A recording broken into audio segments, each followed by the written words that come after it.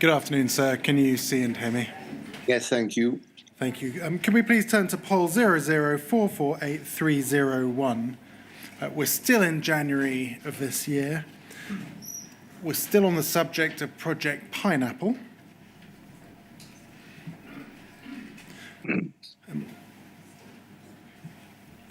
Now, before this email was sent, there was also a meeting on Teams on that day regarding the new senior independent director. Do you remember that? Indeed. The inquiry has heard evidence that by that point, you were expressing a view that the appointment should take place internally rather than through an external recruitment firm. Is that right? No. Can you assist us with that, please? Yes, what happened was that, let me put this thing in context, which was that the existing SID was leaving to go to the Competition and Markets Authority. We needed to find somebody else.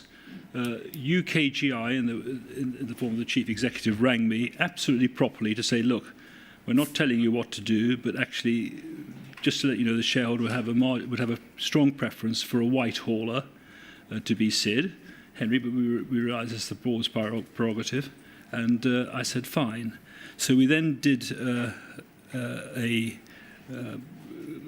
went around each of the non-executives. I did that with a phone call, but with the company secretary with me, and we did a vote as to what we should do, and 4 directors voted to go internally, and 4 agreed to go with a white hauler. So I said, well, look, in view of the shareholders' preference and a split vote, we should go with a white hauler. Then, of course, when we had all these issues arising during the early part of January, other non-executives at the meeting, it wasn't me, Droy, I was just being a servant of the board. Other non-execs said, you know what, I voted to go to a white hauler. I think there's so much happening that we should actually go internally. So I said, that's a massive decision to take. I want you to all go away and think about it, not just rush it at this meeting. And I rang them all afterwards and I said, you know, which do you want to do? And a vote of 6-2 came out to remain internally. So it was not my view at all. I was being a servant of the board trying to work out what they wanted. And of were those these two, votes taking place transparently? yes. Were they known to the other members of the board? Yes, the only two that voted against was Miss Grattan and Miss Burton. The chief executive and everybody else voted to go internally because when one of them said, when the facts change, you change your view. So it was not me pushing this at all. It was the board pushing for we need a change of mind. And I said to them, this is a massive decision. We need to go through a proper process of a NOMSCO and then a board. And Andrew was there for part of it, because then it emerged that their choice was Andrew Darfour, an internal director, to be the NED. And I said we would then do a proper process where Andrew would be there part of the time, and he would leave the room, and we would discuss it and view it. So it was not pushed by me at all. Absolutely not. The suggestion, we've heard evidence from Ms. Burton. The suggestion is that you confirmed to the board that Mr. Darfour would be the senior independent director and that you bypassed the usual process. Absolutely not. You'll see the email trail, which says that is the view, 6-2, in favour of Andrew, but we need to have a proper NOMSCO and then board to discuss that. So there was not at all. I was just reporting the vote. Miss Burton happened to be one of the 2 that voted against, and the other one was Miss Grattan. But including the chief executive, everybody else voted to stay internally because of the view. And I should say that I knew Derek Higgs. It goes right back to his 2003 report. The choice of a SID is a matter for the board, not the shareholder. And the shareholder has to approve it, and that's why we need to go through a process. But it's a matter for the board to decide, and the vast majority of the board wanted to go internally, and most of those voted for Andrew. In your view, is there some sort of miscommunication that's taken place here, or something else? Well, I think the fact that Miss Grattan and Miss Burton voted against, and I don't know that they took exception to it, and I think it was unfortunate that we had to stop the process, but you stop the process if the board has changed its mind, and there was nothing odd about this. But I think it was I wouldn't like to put the motives as to why those two adopted the story, but the board has since appointed Andrew Darfur. The will of the board has eventually come through loud and clear, but we went through the hiccup of UKGI saying that it somehow wasn't proper. Now, at the same meeting on the 18th of January, you also discussed the Project Pineapple issue. Is that right? Yes. And can you assist us with the conversation as far as that matter went on the 18th of January? Well, I think I asked the two non-execs to outline their views, and obviously they did. And I think most of the directors were shocked they weren't that clear. They weren't so clear as to how bad the culture was. But some of them had some sense of it. Those that went around to talk to postmasters, etc., were more aware of it. I mean, I was aware of it because I go to postmaster conferences, and they say to me, "Oh, I've just been on the helpline," and they've said, "There's another Mohammed on the line." And the answer was, I said, "Does that happen often?" They said, "More often than you'd believe." And I just had to say to postmaster, "I'm terribly sorry. That's not the culture that we want to have." So. Mr. Staunton, let's stick to this issue now, Yep. As at the 18th of January. Let's turn back to the email. This is an email that you sent confirming that the confidential note had been forwarded to Yep. those who had been named in the Project Pineapple email. Yeah. Can you assist us with your understanding as to why it was forwarded on? Well, this, just for Sir Wynn's benefit, there was this email that was the complaints about the culture within the post office towards postmasters. Because we had this meeting coming up, I said to Elliot, and he seems to have forgotten about it, I said, "Look, I think it would be a mistake to bounce this off Nick. I need to send it to him. Are you okay?" And they said, "Yes, he's going to see it anyway." Initially, we said he wouldn't see it, and they said, "Fine." So I sent it to Nick, and then during the course of our meeting, Amanda Burton said, "You won't believe it, but Nick has copied that note to the legal director and the retail director who are the subject of their complaint." And it appears that you've had a discussion with Mr. Reed about it. What was your understanding from that discussion as to why it had been forwarded? Well, I think he was very busy, and he said he was very sorry. And I then wrote to the board saying he was very apologetic, and he was going to apologise to SAF and to Elliot subsequently. And that's the email that we see on screen at the moment. Looking at the timeline that we've been looking at recently, we have the investigation into Mr. Jacobs not yet withdrawn. We have the investigation into Mr. Reed and into yourself relating from the Jane Davies complaints. We have here now the Project Pineapple email being disclosed and the fallout internally from that. We also have a fight between at least yourself and two of the non-executive directors in respect of the appointment of the senior independent director. It wasn't a fight. A dispute. No, the board. Your accounts are fundamentally opposed to one another. Yes, but that's not. I'm just telling you how it was from the perspective of me and the 6 directors who voted in favour of Andrew Darfur. There was a dispute, therefore, between yourself and those who had not voted in favour of the appointment of Mr. Darfur. Was there?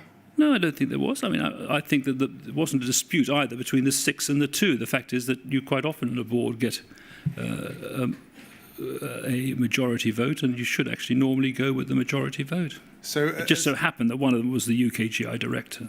As far as you were aware, as at mid-January, there wasn't in any way a falling out over the appointment of a senior independent director. Putting that issue to one side, looking at those other issues that I've just highlighted, we're a couple of weeks now after the ITV drama. Who is focusing their mind on compensation and the redress schemes at the post office?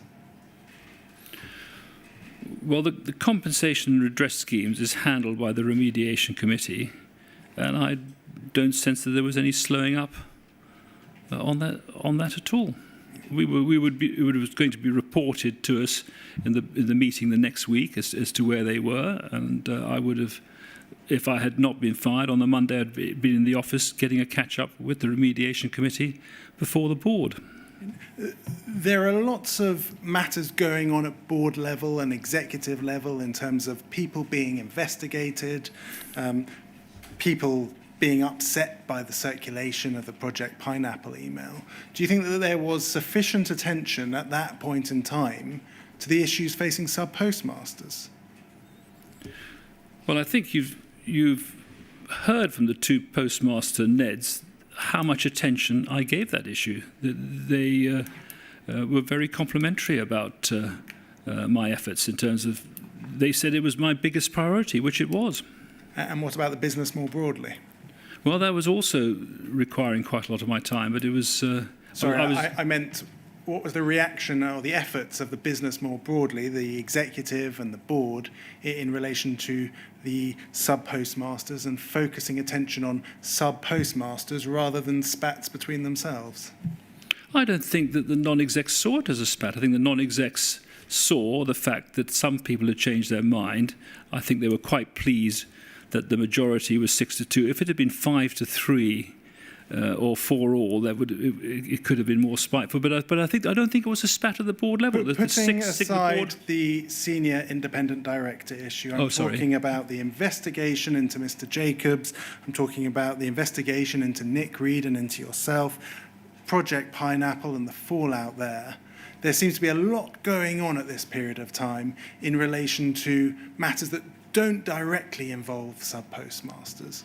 Do you think the business was focusing sufficiently on sub-postmasters at this point in time?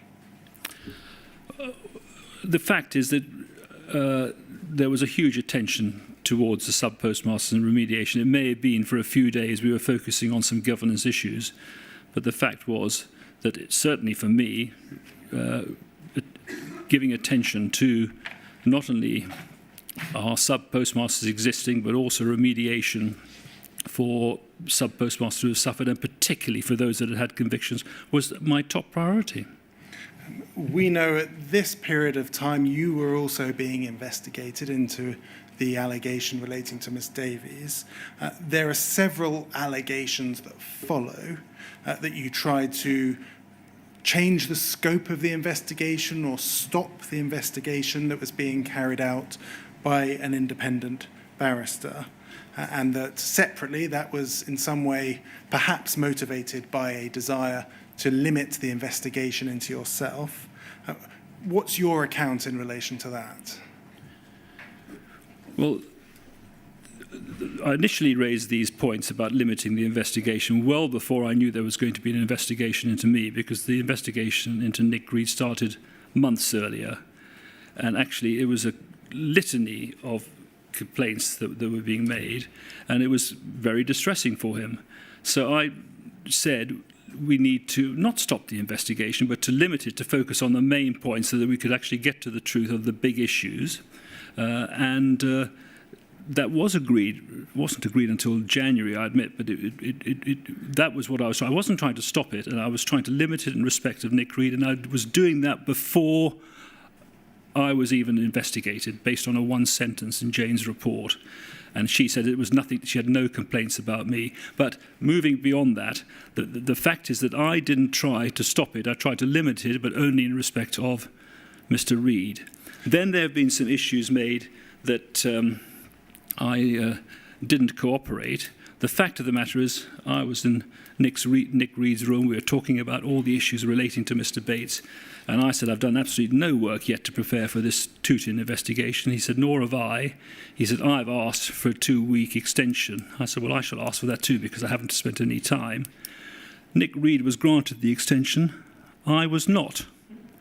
So I think, and I still went ahead completely unprepared into this investigation with Tooting. So the fact that you say, the people say I tried to not cooperate, I cooperated fully, even though I wasn't prepared, and I wasn't given due consideration of extra time when you think of all the things that had happened. So it's a complete it's completely wrong to say I didn't cooperate. It's suggested that you put Miss Burton and Miss Grattan under pressure to change the scope or limit the scope of that investigation. What's your view on that?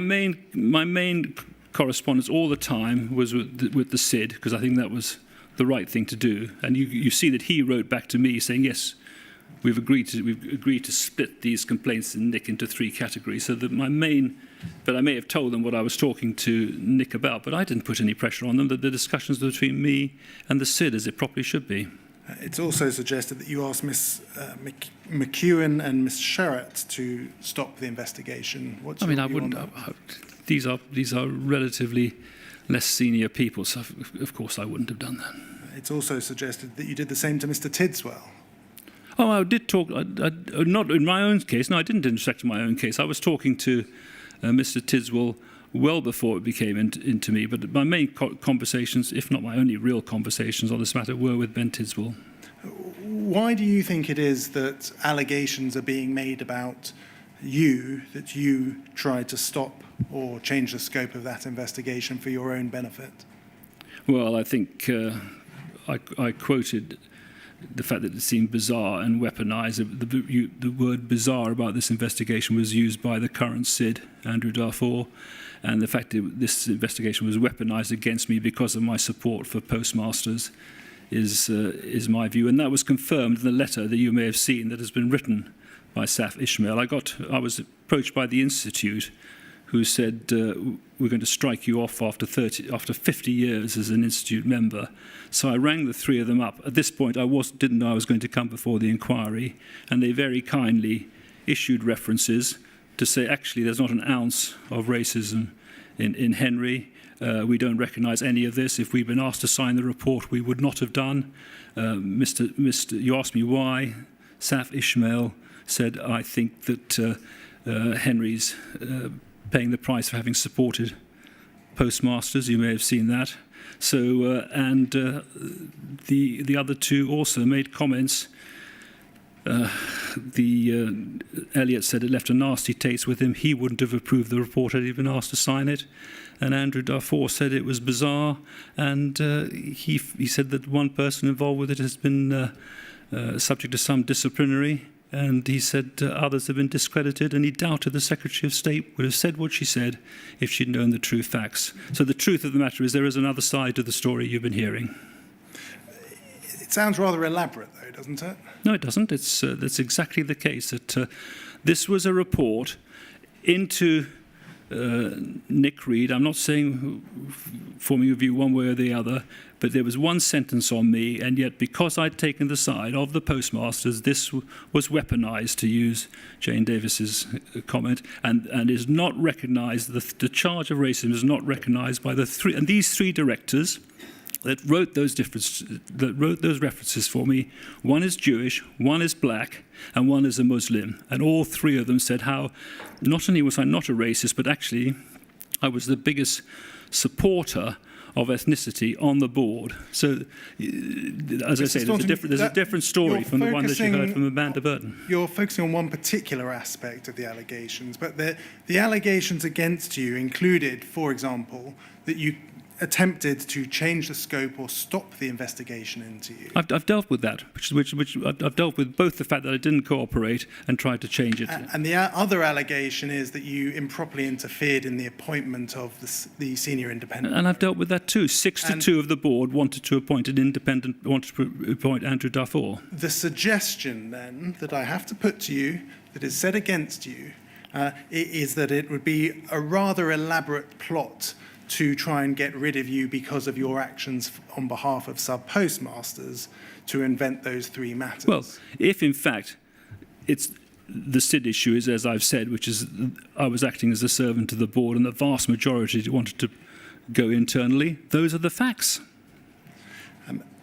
Moving to your dismissal, on the 27th of January of this year, you found out from a journalist that you were going to be removed. Is that right? Correct. What were you told at that stage? He said that I was going to be replaced. And it was the first thing I said to the Secretary of State. It's astonishing that one finds out from the press. That wouldn't happen in any normal business that would take place. And do you know where that information had come from? No. Do you have a belief as to where that information came from? I wouldn't want to publicly speculate. Do you have no information in that case? I have no information, no. But the Secretary did say we have a very big department, so who knows where it came from. That was in the bit of the conversation that wasn't taped, unfortunately. So you don't wish to speculate, but it seems as though you had a conversation with the Secretary of State in which it may have been suggested that it came from the department. That would be tying two things together, and she didn't admit that it came from her department. No. Speculated. I wouldn't want to speculate. Could we please turn to Bayes 40931?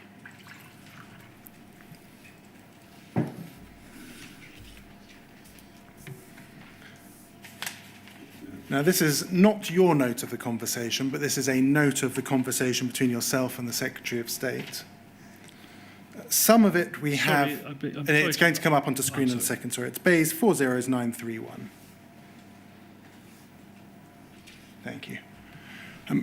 We have a recording, which is obviously the best evidence, but the recording doesn't start until slightly further down. So let's just go through the first section of this recording to see, as to your view, as to whether it's an accurate note of what was said.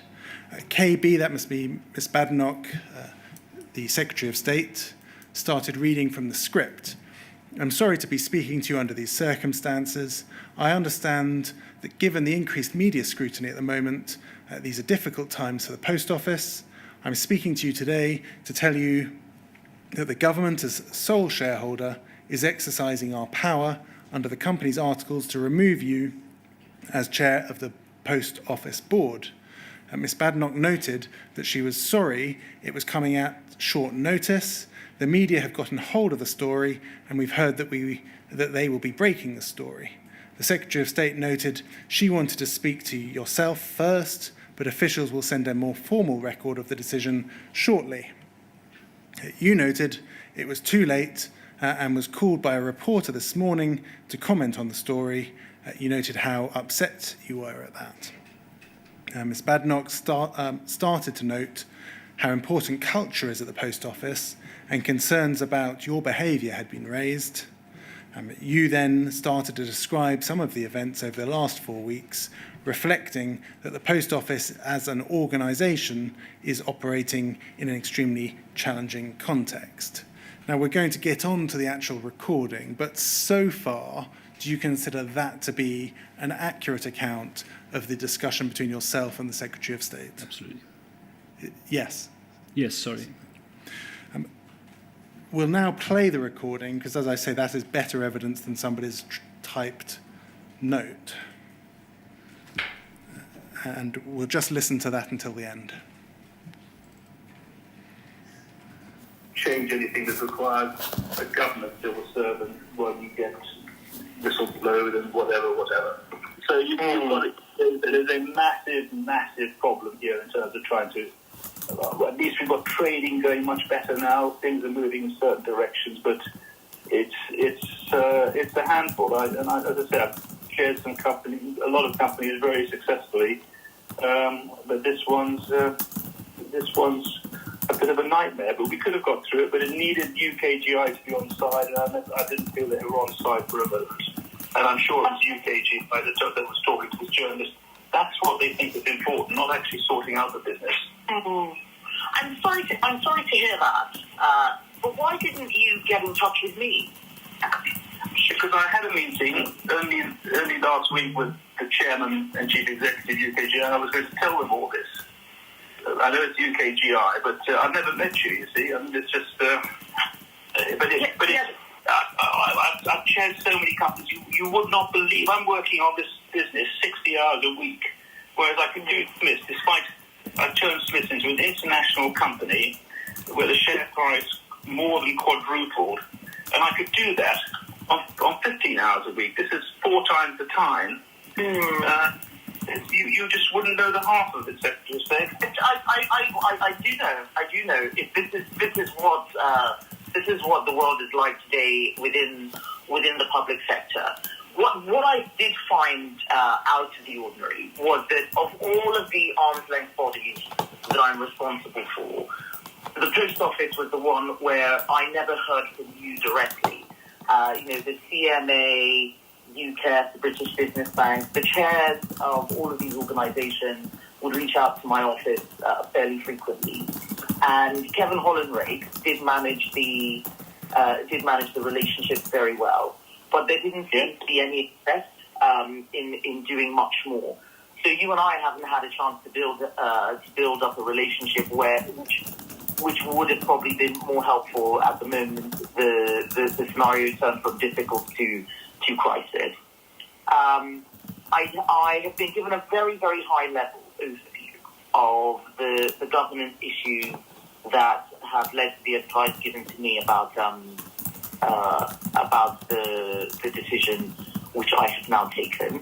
But I want to make sure that you have had a chance to make your views known as well. But given where we are and what I have just said, what would you like to see happen now? Right.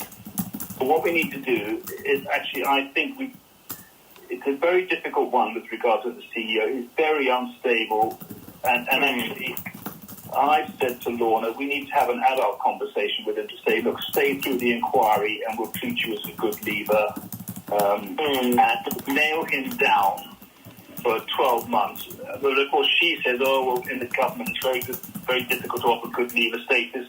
We have a crisis. It's not a big deal. He might get an extra 100,000 that he wouldn't get if he wasn't a good leaver. But at least we nail him down for a year, and the money he would get for good leaver status actually seems to be more important to him than actually the sums involved. So I think we need to nail the chief executive down. We must do something we must make this organisation more postmaster-centric. I've said we need to have an oversight committee chaired jointly by the 2 postmaster directors. We need to introduce a 3rd postmaster, a director, so the message will get out to the network. The post office is changing, and trust me, that at the moment it is terrible, the view of the post office compared out in the network. So I'd like to have a 3rd postmaster. We're really then, Secretary of State, starting this journey towards demutualisation. We don't want to say that, but that's what you need to do. The SIP process, it's 6-2. Never mind what Lorna thinks, and the fact that we've gone outside. The fact is, when the facts change, you change your decision. We need to have an internal. If you met Darfur, you'd recognise this is a class act. He ought to be ousted. I can quite see why everyone's got there. And the fact that we started down another journey, it was a different world 2 months ago. I mean, it's just been horrific the last 4 weeks. We need to get on the front foot, and I think this postmaster-centric does that for you. There's this feeling within the business. Richard Taylor said all the postmasters are on the take, and they're all guilty as charged. We wrote to the Lord Chancellor saying that was our view, a letter from Peters and Peters.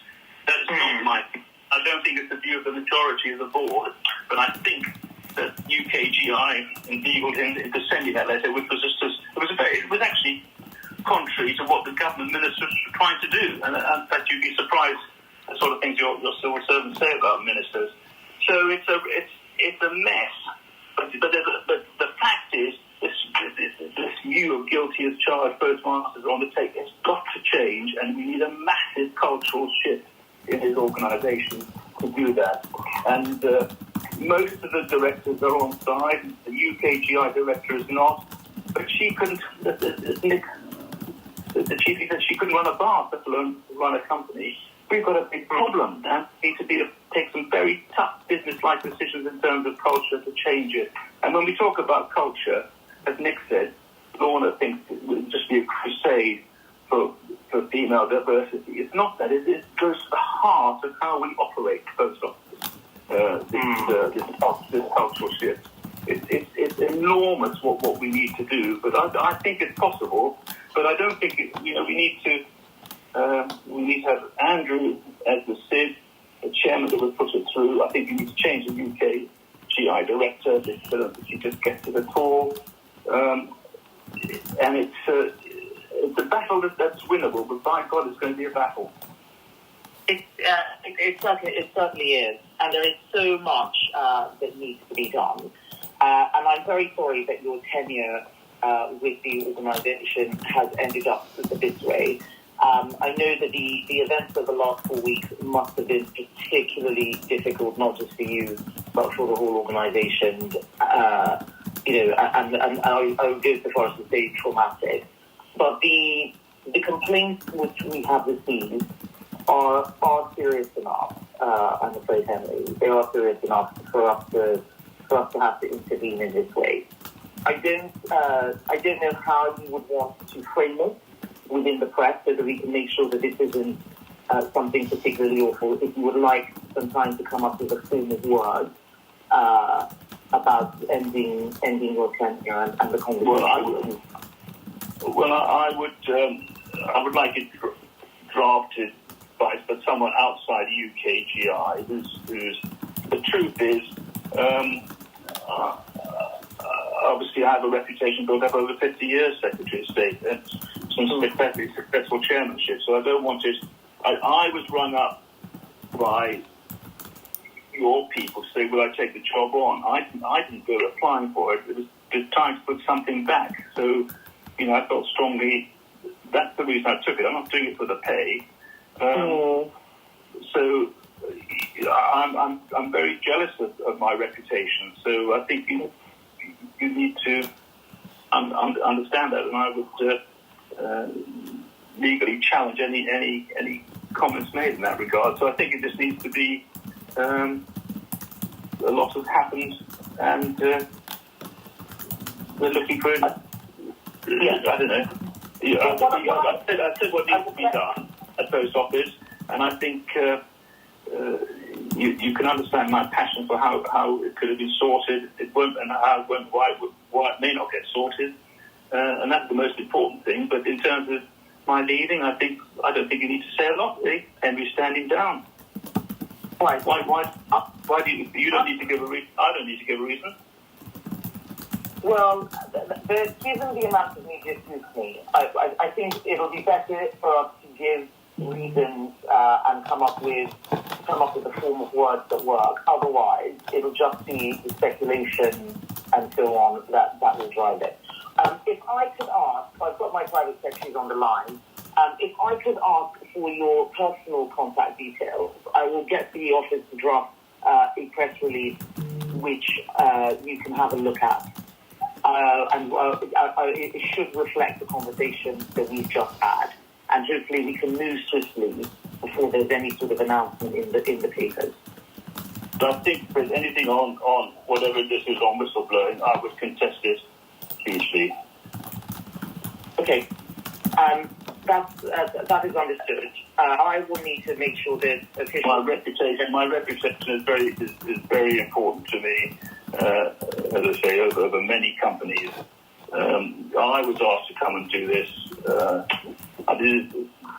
I fought this battle as best I can. I'm beginning to repeat myself. If you hand me over, I will do it. And let's hope that it's a wording that you're happy with and I'm happy with. It shouldn't be difficult. It should be quite straightforward. We need to keep it straight and simple. And because there'll be enough crises at the post office in the next 2 weeks, and this will be just a small item in the footnotes in due course. Right, let me just speak to my private secretary, who should be on the line. Megan, are you there? Or Annie? It doesn't sound like I think they can hear, but they can't speak. What I will do is I will take your contact details myself, because they will be able to log that. What is the fastest way to reach you? Is it on your mobile? A mobile? Yes. Of course, I think. Shall I give it to you? The number's redacted, so that's why we hear the beep. Contact details we've taken out of the recording, but if we carry on... And what is the email address that we can send something to you fairly quickly?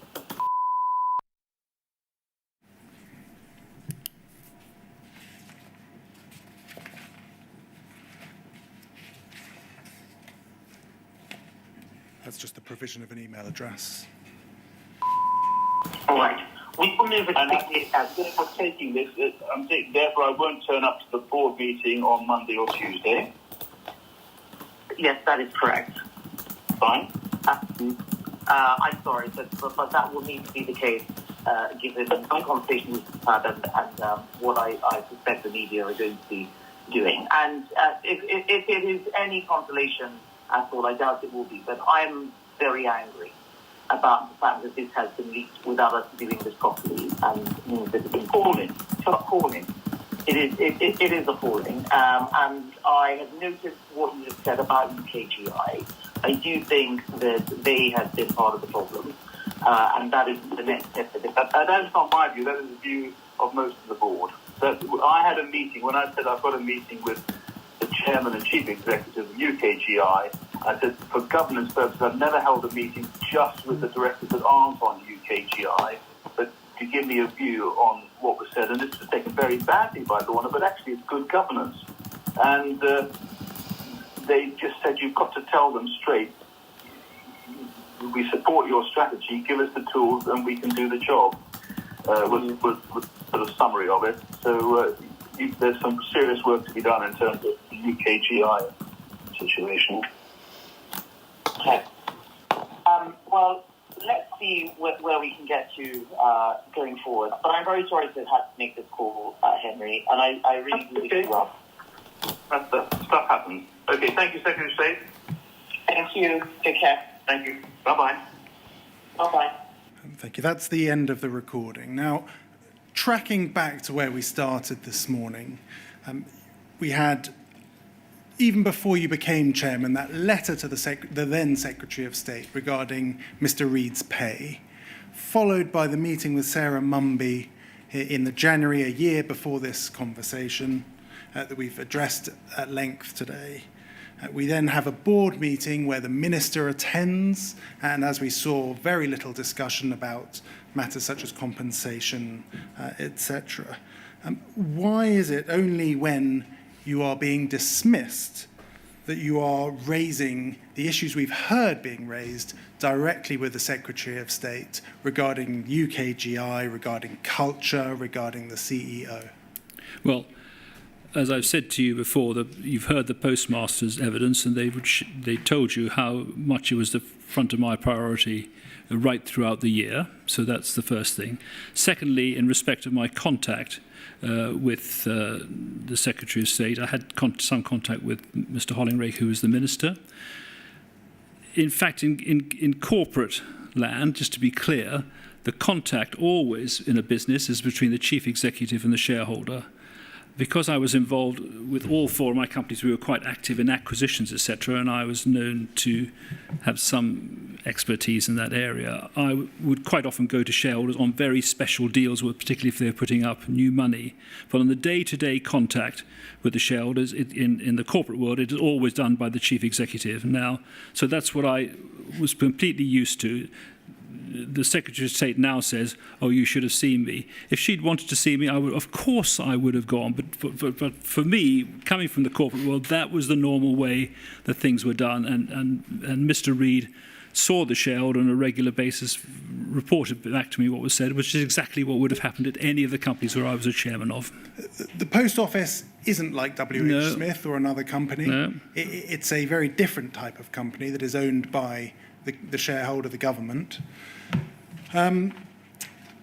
You're expressing very strong feelings in this meeting about UKGI and about culture, matters that go to the very core of issues that you're saying Absolutely.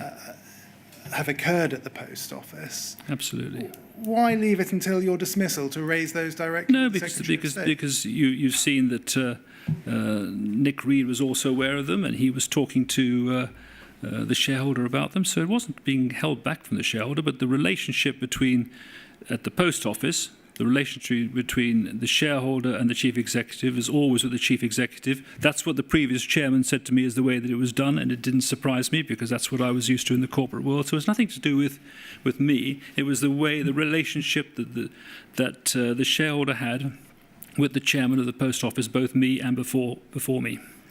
Could we please turn to RLIT 40256, please?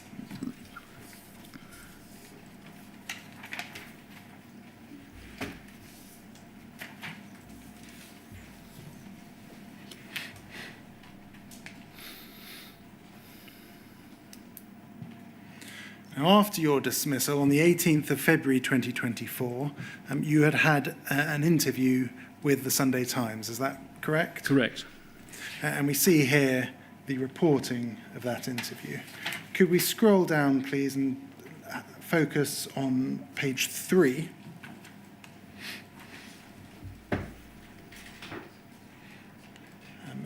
Thank you. The first bullet point says he was instructed by a senior civil servant to stall on compensation payments to Horizon victims so the government could limp into the election with the lowest possible financial liability.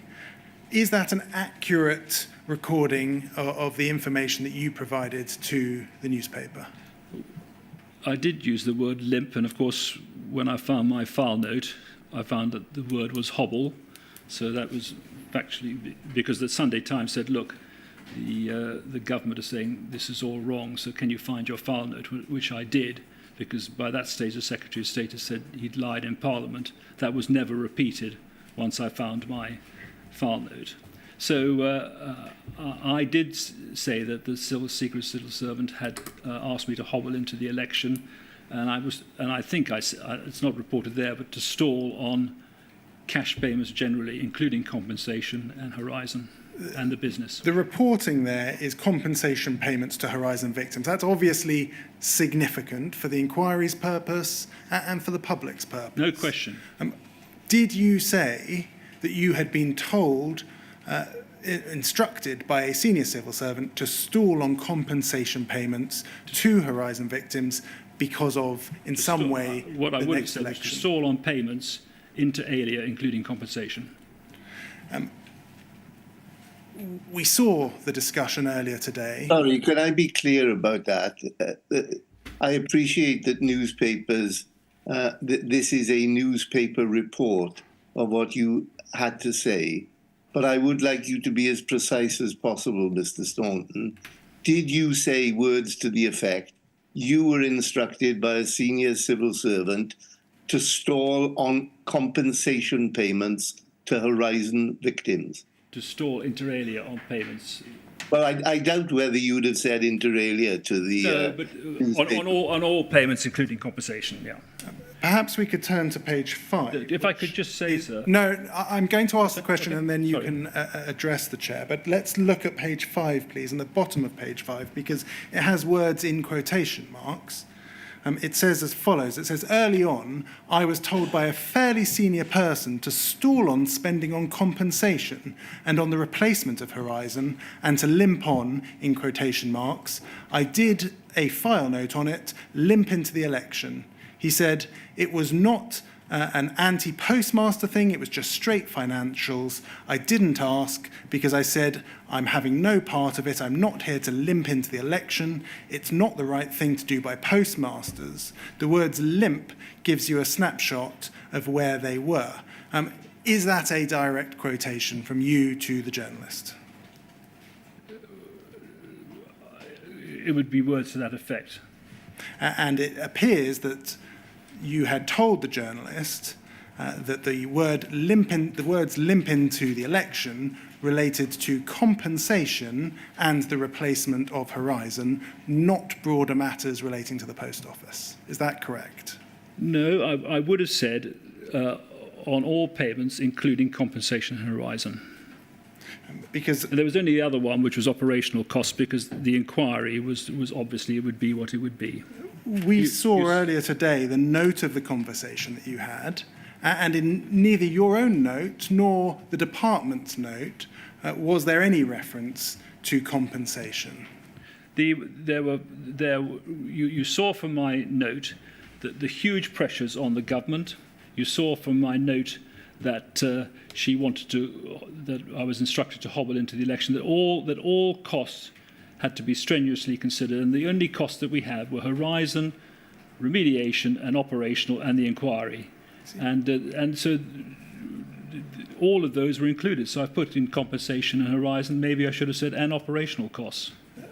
The suggestion may be made in due course that you're only belatedly raising compensation because you knew that that in particular would embarrass the Secretary of State and the officials who work underneath her.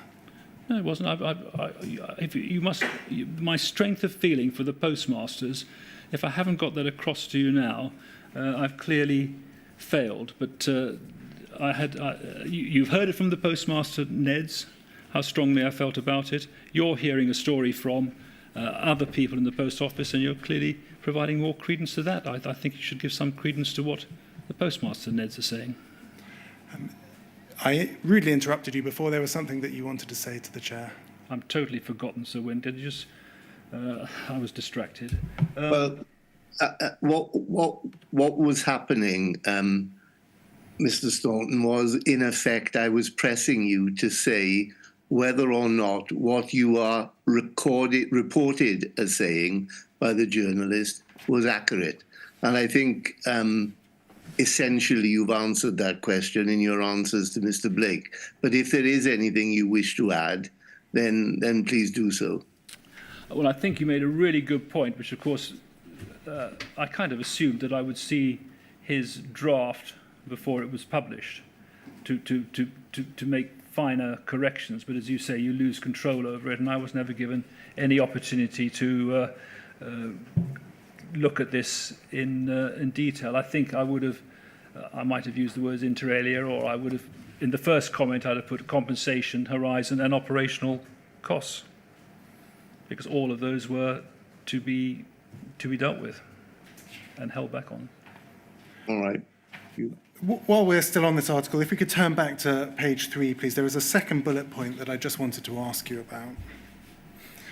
It says there, the government body that manages taxpayers' ownership of the post office told its chief executive to write to the Lord Chancellor stating the reason so few sub-postmasters had come forward to have their convictions overturned was because they were guilty as charged. I don't think we've heard in your evidence today that the origins for that letter from Mr. Reid lay with UKGI or the Department for Business. Can you assist us with that bullet point? Because of course this letter was so unusual to come from the post, particularly after the discussion Nick and I would have, which was we're getting progress with the exoneration, but I think the post office, I was keen for the post office to pursue the point on exoneration and maybe have some publicity on it. But Nick was more in the guilty as charged mode, so I thought we agreed to keep it quiet, to not take a side either way. As I said in a note, that actually this was a terribly difficult decision for the government to take, and not saying anything I thought was helpful. So I said, having had all of that conversation, why on earth did you issue this note when you know that that was not my view, when we agreed to keep it quiet, and surely it should have involved the board? And he said, I know it's been denied by him and by UKGI, he said, I was asked by UKGI to do it. And that made sense to me because we'd agreed we wouldn't say anything. Why did he suddenly, a day later, write that letter? So... Could we please turn to page 9? One final... Sorry, again, I want to be precise about these things. The suggestion at the time...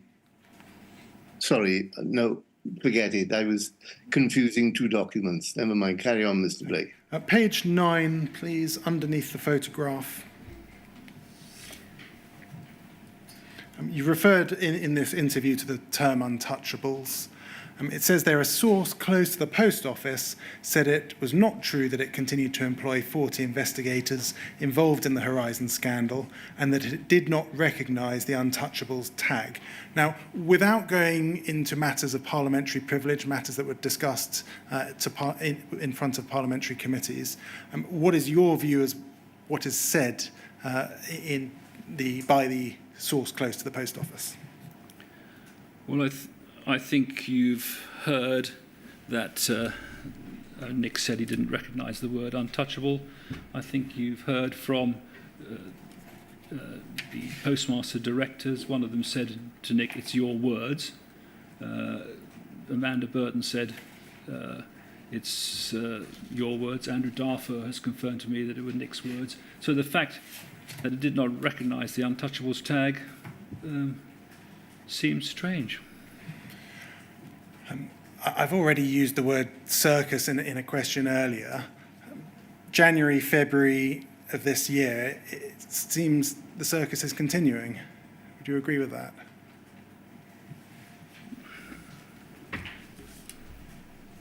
Yes, to a certain extent. I think the untouchables thing is a really odd one because actually I think, as I say, it is a really serious point with regard to when we do path clearing. So I think we need to recognise what we have here in terms of the untouchables. It's not some sort of academic exercise. This is really fundamental to what happens next time round to avoid another crisis with regard for postmasters. That's why I feel the untouchables thing is important, not so much the word or who said what to whom. Is there anything that you would like to say to sub-postmasters in relation to these events as we've seen them play out in January and February of this year? Absolutely. I think it is, first of all, I think it's absolutely appalling what's happened to them, but in fact the Post Office makes all these fine words up, but actually deeds count far more than words, and we have a tragic situation here, and I've given those examples where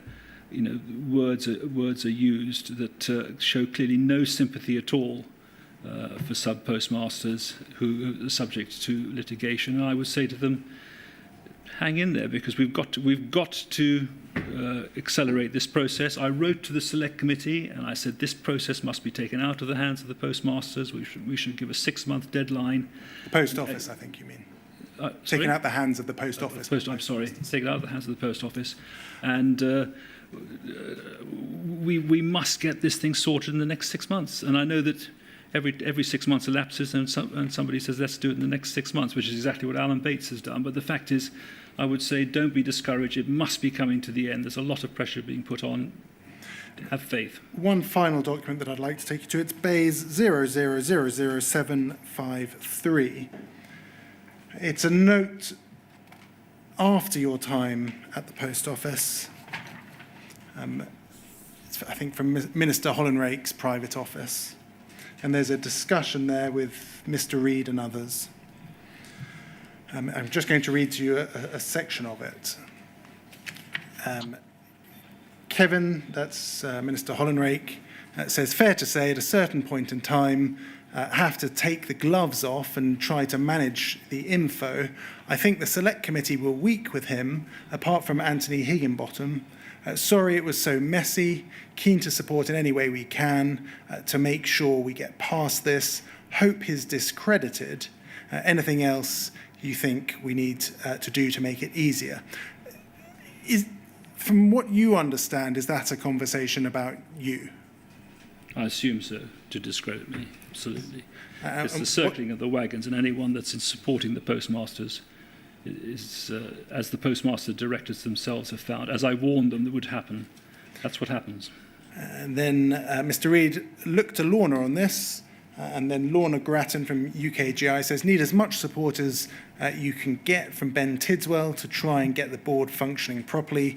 We need to try and find a way through the Project Pineapple memo.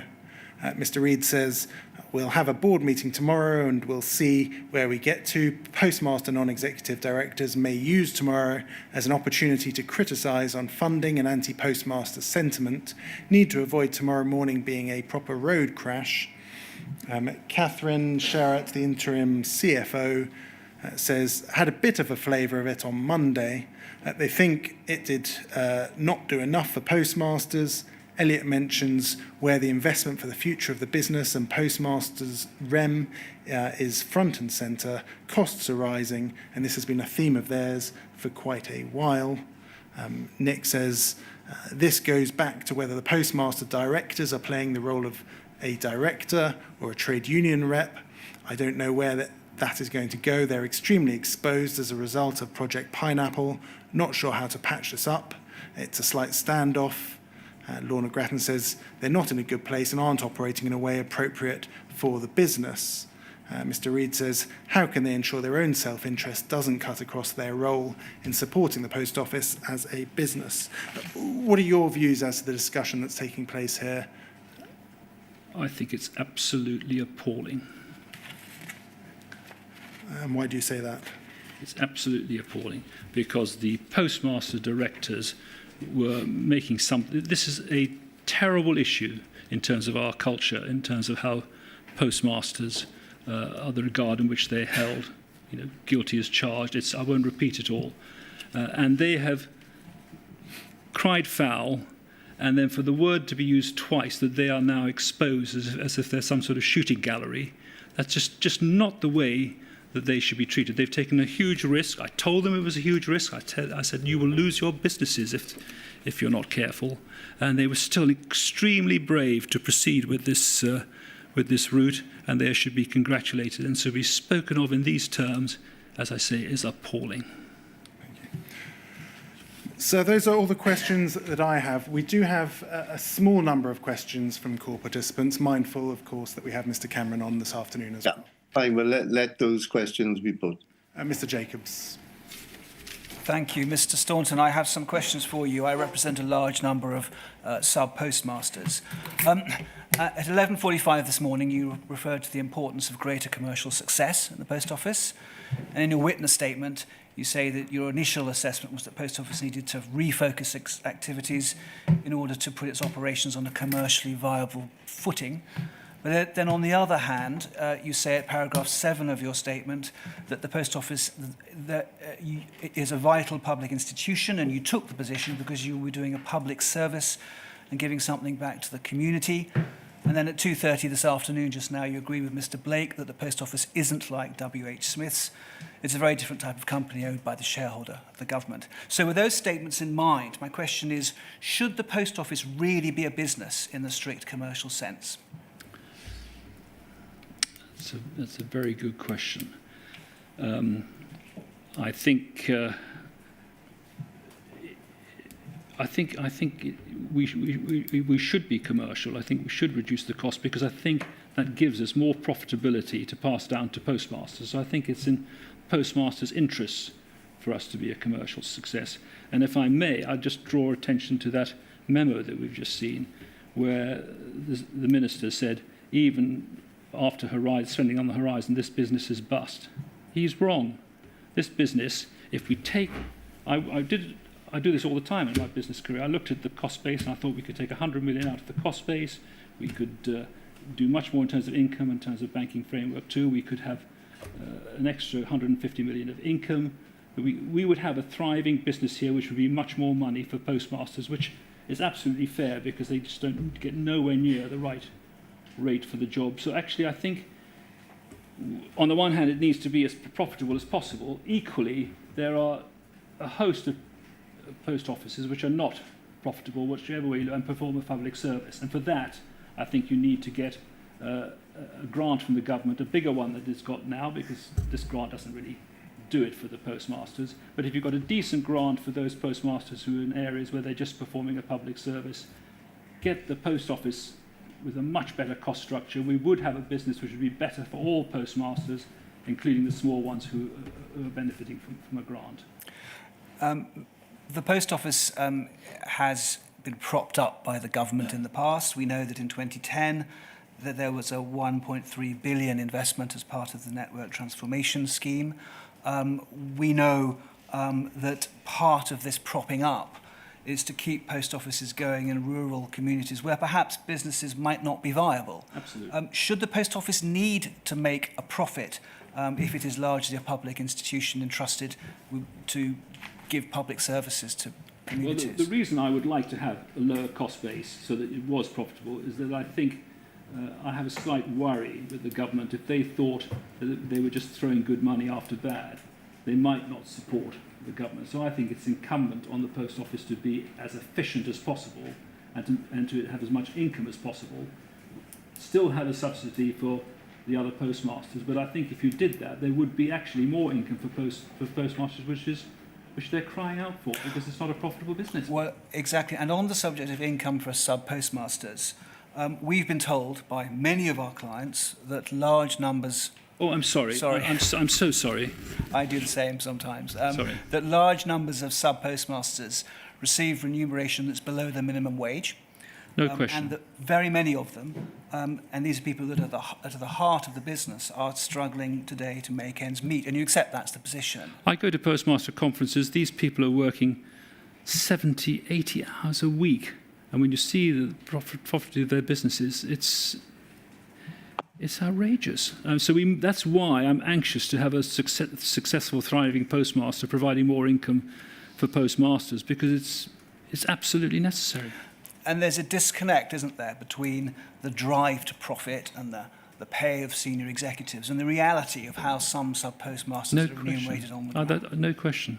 I think I said that when I was talking about remuneration levels for executives. And was that something that was at the forefront of the thinking during your time as chairman? Absolutely.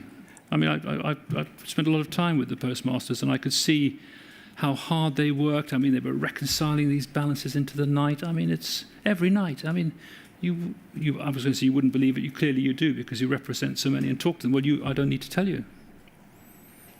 What do you think the Post Office can do now to improve the dire financial positions of sub-postmasters? Well, there's no getting away from it. We need to get an investment to get a proper system like Horizon, because at the moment it is... If I were a postmaster, I'd be terrified that they've got this system that is unreliable, and what does that do for me, particularly when it comes to path clearing? I won't repeat my points there. So the government has to make an investment to get Horizon, the replacement of Horizon, up and running. The second thing we need to do is to reduce the cost base of this business, increase the income, particularly in terms of banking framework 4, and you would then have a business. I mean, I spent 2 days with. I looked at the structure. What we've done as Smiths. What do we do here? It's every time I take over a company, that's the exercise I do. So I'm convinced we could have a profit in this business and more money for postmasters as well, and that's the short-term solution. But I did mention that my personal view is that we need to have this business owned by the postmasters, but it's only worth demutualising it if it's profitable and can stand on its own 2 feet. And I think if we did that, actually the cost structure would come down even more, because postmasters wouldn't allow, there'd be no bonuses, there'd be no long-term schemes, there'd be no short-term schemes. They just turn up for work and get a salary, and they would expect the manager of the post office to do exactly the same, and that would make huge inroads into it, on top of the £100 million plus cost reduction I'm talking about.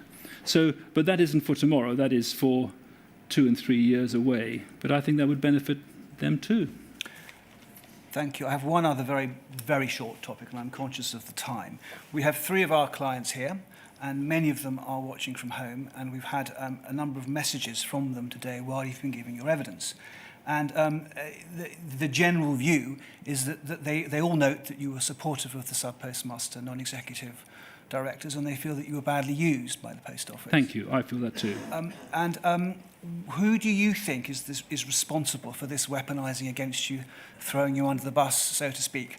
Are you able to give any names? I know you said earlier that you don't want to speculate. Well, you can see how some of the cases have been influenced by the postmaster. It is outrageous, and anyone can look through all of that and see what's happened. Well, very briefly, was it within the Post Office that this was going on against you? I think it was driven actually a bit by the UKGI director influencing the UKGI, and huge pressures put on 1 or 2 of the non-executives, particularly those that voted against the internal SID. Right. So it was a minority, but it was not good governance. I'm going to ask if I have any more questions for you. I don't. Thank you very much. Thank you, and thank you for your supportive comments. I really value that. Would you thank? Thank you, sir. Mr. Henry has some questions. I may have a follow-on question at the end. Mr. Staunton, you were appointed, of course, in December 2022. There was a board meeting which took place on the 24th of January 2023, which you refer to at paragraph 49 of your witness statement. And I don't want these put up on the screen, but for the benefit of referencing, the board minutes, partial and supposedly full, are POL 0044860 and POL 00448713. And at that board meeting, apparently the senior independent director, Mr. Tidswell, said the following, quotation, "If postmasters thought their conviction could be overturned, then they may have already come forward," and, quotation, "the company had a duty to ensure that people who were guilty remain guilty." Now, Mr. Staunton, having looked at both of the documents that I've cited, the full minutes and the partial minutes, I haven't been able to locate if postmasters thought their conviction could be overturned, then they may have already come forward. Do you distinctly recall Mr. Tidswell saying that? I think, Mr. Henry, I think I did mention that in this presentation earlier, which is that sent a chill down my spine. I remember, even now as I sit here, him saying that it is the duty of the Post Office to ensure that these people who are found guilty remain guilty. And that's the chairman of the remediation committee, so you could see what I was battling against. And that was in January. Similar sort of comments were expressed by the remediation right the way through my time, through to December when the letter went to the Lord Chancellor. So I couldn't agree with you more. I was chilled by it. Now, there's nothing in those minutes, Mr. Staunton, and I think you've already dealt with this, but I just want to develop it with you. Nothing in those minutes that suggests that you confronted it. Did you address him, as it were, collegially afterwards? I did. I just said that's just... I cannot believe you feel that. The truth of the matter is that Ben Tidswell felt that right the way through. It's a view, and I think... I hate to say it in this room, but it seemed to be more a view held by the lawyers on the board than others. And in fact, you addressed that in your statement, that the view was, as it were, egged on by the lawyers. Yes. But I want to come now to the 28th of November, so it's 11 months into your tenure, and could this please be put up onto the screen if it's in our Rule 10, so it should be. POL 00448614.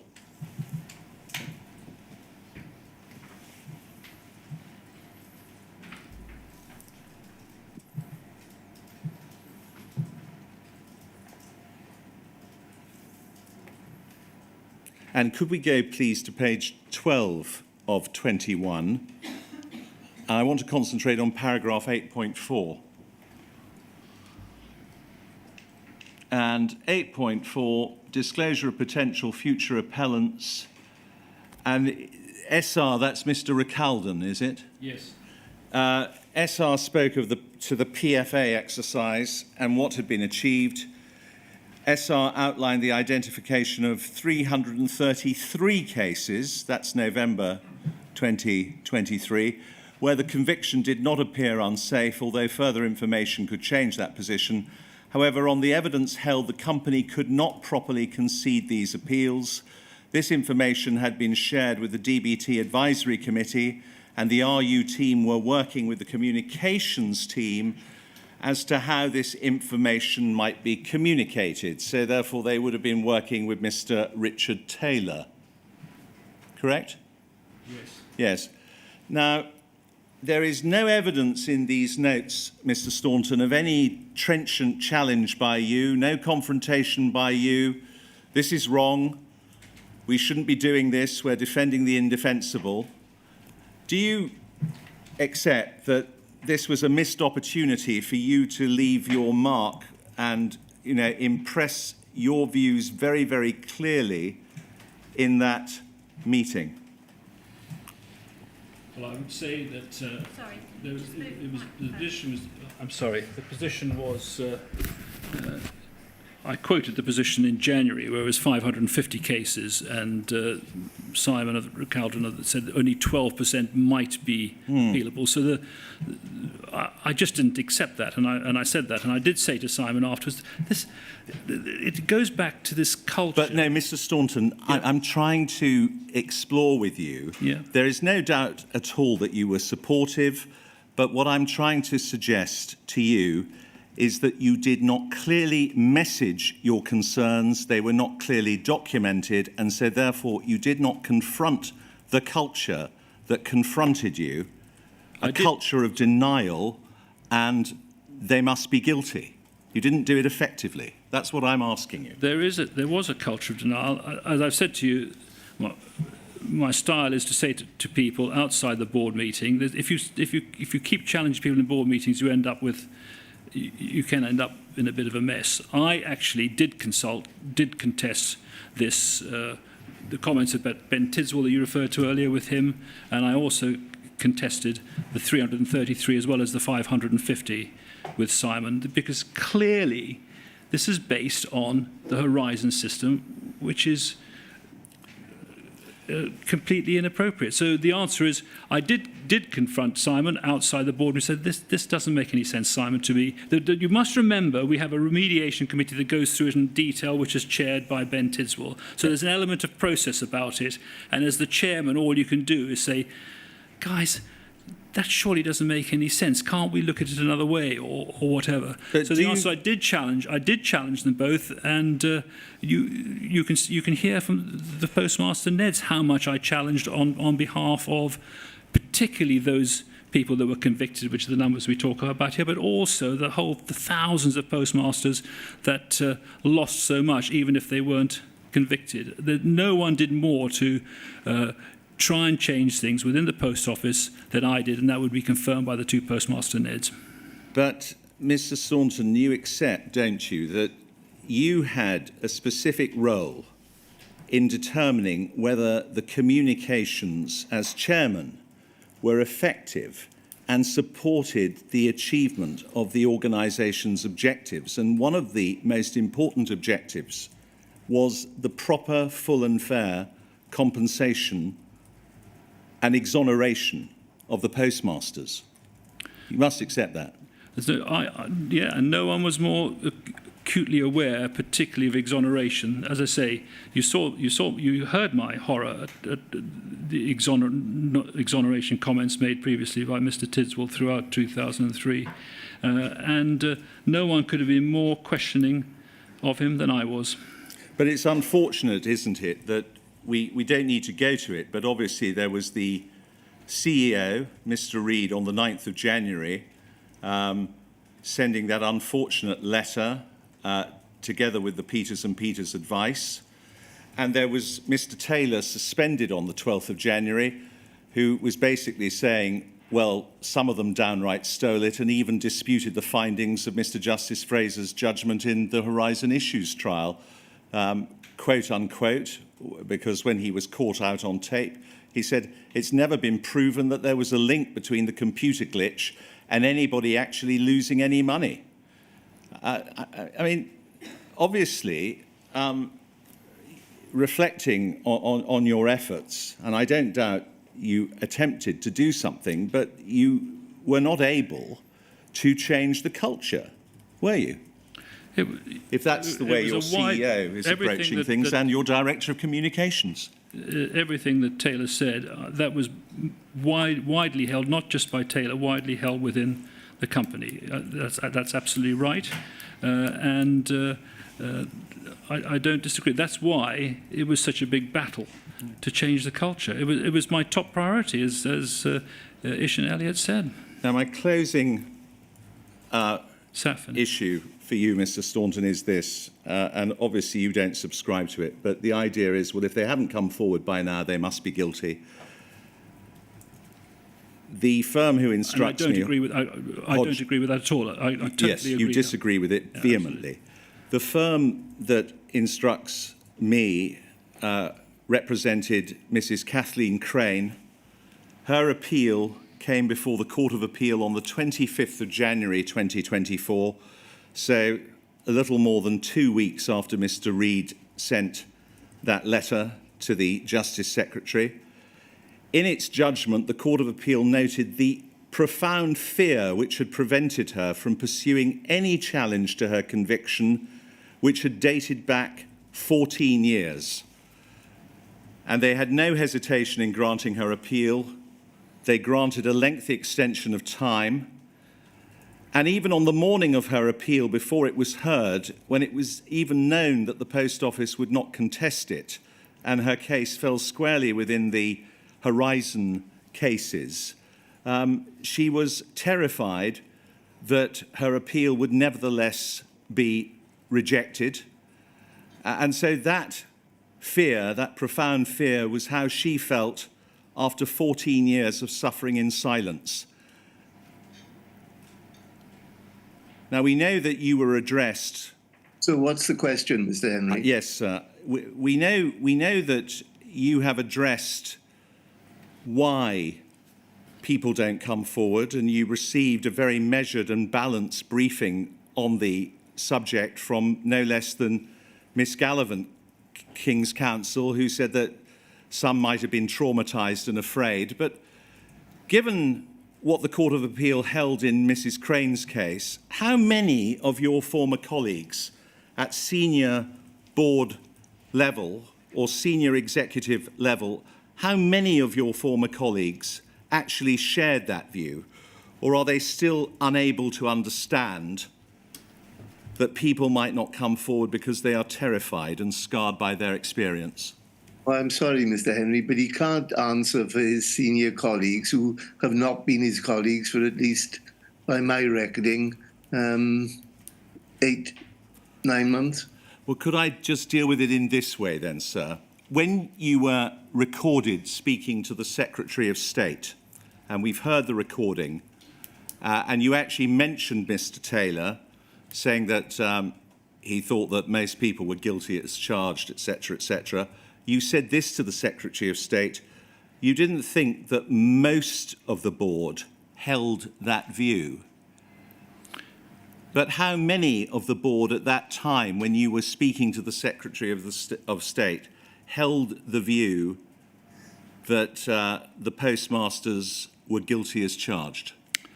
I think it was widely held amongst the management team, and I've said that before, so I hear what Sir Win has to say, but I was around the block enough to know that, and it was held by some on the board, but a minority. I would say that I've read the testimonies of these postmasters who have been had lost everything, had convictions, etc., and the evidence is absolutely heartrending, and it's if you have any sort of heart, you feel awful for them, and I felt that they talk about the brutality of the Post Office's lawyers, both internal and external. This has been dire, and it's all over the papers, whatever you read in terms of the interview. So I understand where you're coming from. Trust me, I think I absolutely agree with you. Thank you. So those are all of the questions. Do you, sir, have any questions? Just one or two, Mr. Staunton. Can I take you back, hopefully without putting it on the screen, to the letter which Miss Munby sent to your predecessor, Mr. Parker, sometime in 2022 before your appointment? You remember the letter? Yes. Because you said that a particular sentence, in effect, had a profound effect on you, which was to the effect that compensation was to be fair to the postmasters, but also fair to the taxpayer. And there were 3 comments in that regard. It had to be fair value for taxpayers, and the third one, it had to be appropriate use of taxpayers' money. So if it had happened once... All right, hang on, let me ask the question. I was just putting the context. Oh, I'm sorry. So with that in mind, I want to ask you about your knowledge of various things. Firstly, did you know that in, I think, 3 documents which I issued, I quoted government ministers as saying that compensation for postmasters should be full and fair. I didn't know that, sir. I'm sorry. Well, that's question number one. Question number two is, in the time that you were chair of the board of the post office, were any of the documents which I issued about compensation discussed by the board?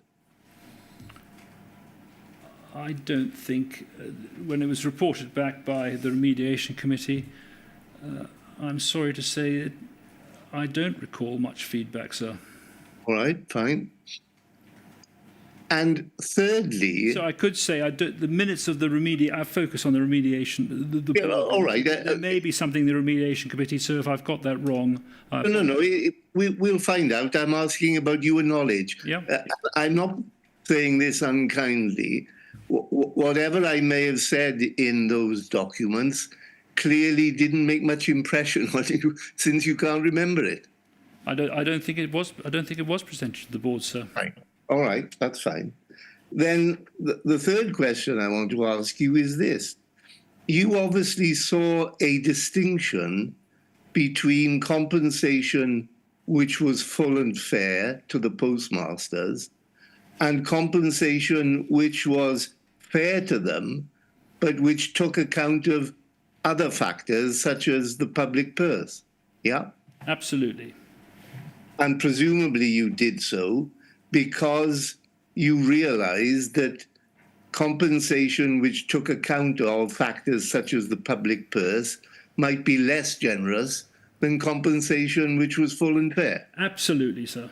Absolutely. Right. That's Can absolutely you key. tell me whether you know which of those approaches was adopted by the post office in making offers of compensation? I think it was the taxpayers' effect. I think Alistair Cameron's coming on later, and you'll see that when he talks about, he issued a note in March 23 where he says the same thing, that he said that the remediation committee wanted to please the shareholder. So Right. he might be So asking. in your time as chair, so far as you were aware, the actual approach of those who were making offers of compensation was to make them taking account of what was in the interest of the public purse. I'm putting that in a general sense. That would be my view, sir. And is that because you were party to discussions to that effect, or is that something which you have inferred from your general knowledge, so to speak? Sorry. Yes, it's because before the board meeting, I would have a meeting with the remediation management, as I would with the Horizon management and everybody else. And it was based on those discussions that I thought it was... Right. And so far as you are aware, if you are aware, was the approach which you said was the one which was taken in terms of making offers a continuation of what had happened before you became chairman, or was there some change when you became chairman? I'm afraid I couldn't say so because I wasn't around. Well, that's fair enough. No one said to me we're taking a different approach, so I can't answer it, I'm afraid. All right. Well, thank you very much. Those are my questions. Thank you very much, Mr. Staunton, for your very detailed witness statement and for all the time and trouble you've taken in answering questions today. I'm grateful to you. It's a pleasure, sir. Thank you, sir. Could we now take our mid-afternoon break until Yes, 3:30? With a fair amount of cooperation with all core participants, we will be fine to finish Mr. Cameron's evidence this afternoon as well. Jolly good. Thank you very much. Thank you.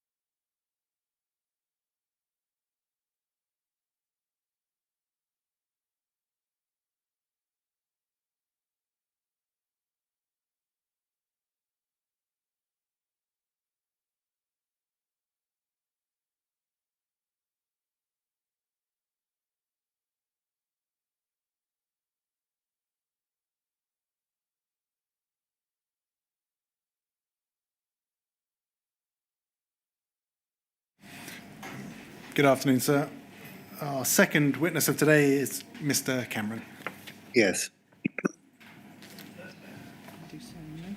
I do solemnly, Sincerely and truly sincerely and truly declare and affirm declare and affirm that the evidence I shall that give the evidence I shall give shall be the truth, shall be the truth, the whole truth, the whole truth, and nothing but the and nothing but the truth. Thank you. Can you give your full name, please? Alistair Charles John Cameron. Mr. Cameron, you should have in front of you a witness statement dated the 8th of August of this year. Yes. Could I ask you to turn to the final substantive page? That's page 24.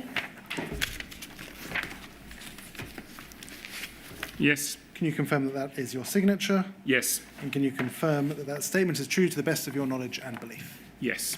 Thank you very much. That has a unique reference number of WITN 09840200, which will be published on the inquiry's website shortly.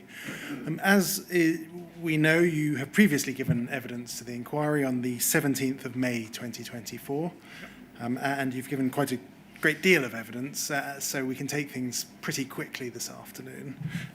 Relevant for today's purpose is that you were the CFO at the Post Office up until the 23rd of June 2024. Is that correct? Yes. Although, as we'll see, there was a period prior to that in which you were not attending meetings and not. Yes. First, I'd like to just clear up a loose end in relation to Phase 5 and 6. Could we please look at UK GI 30/48147?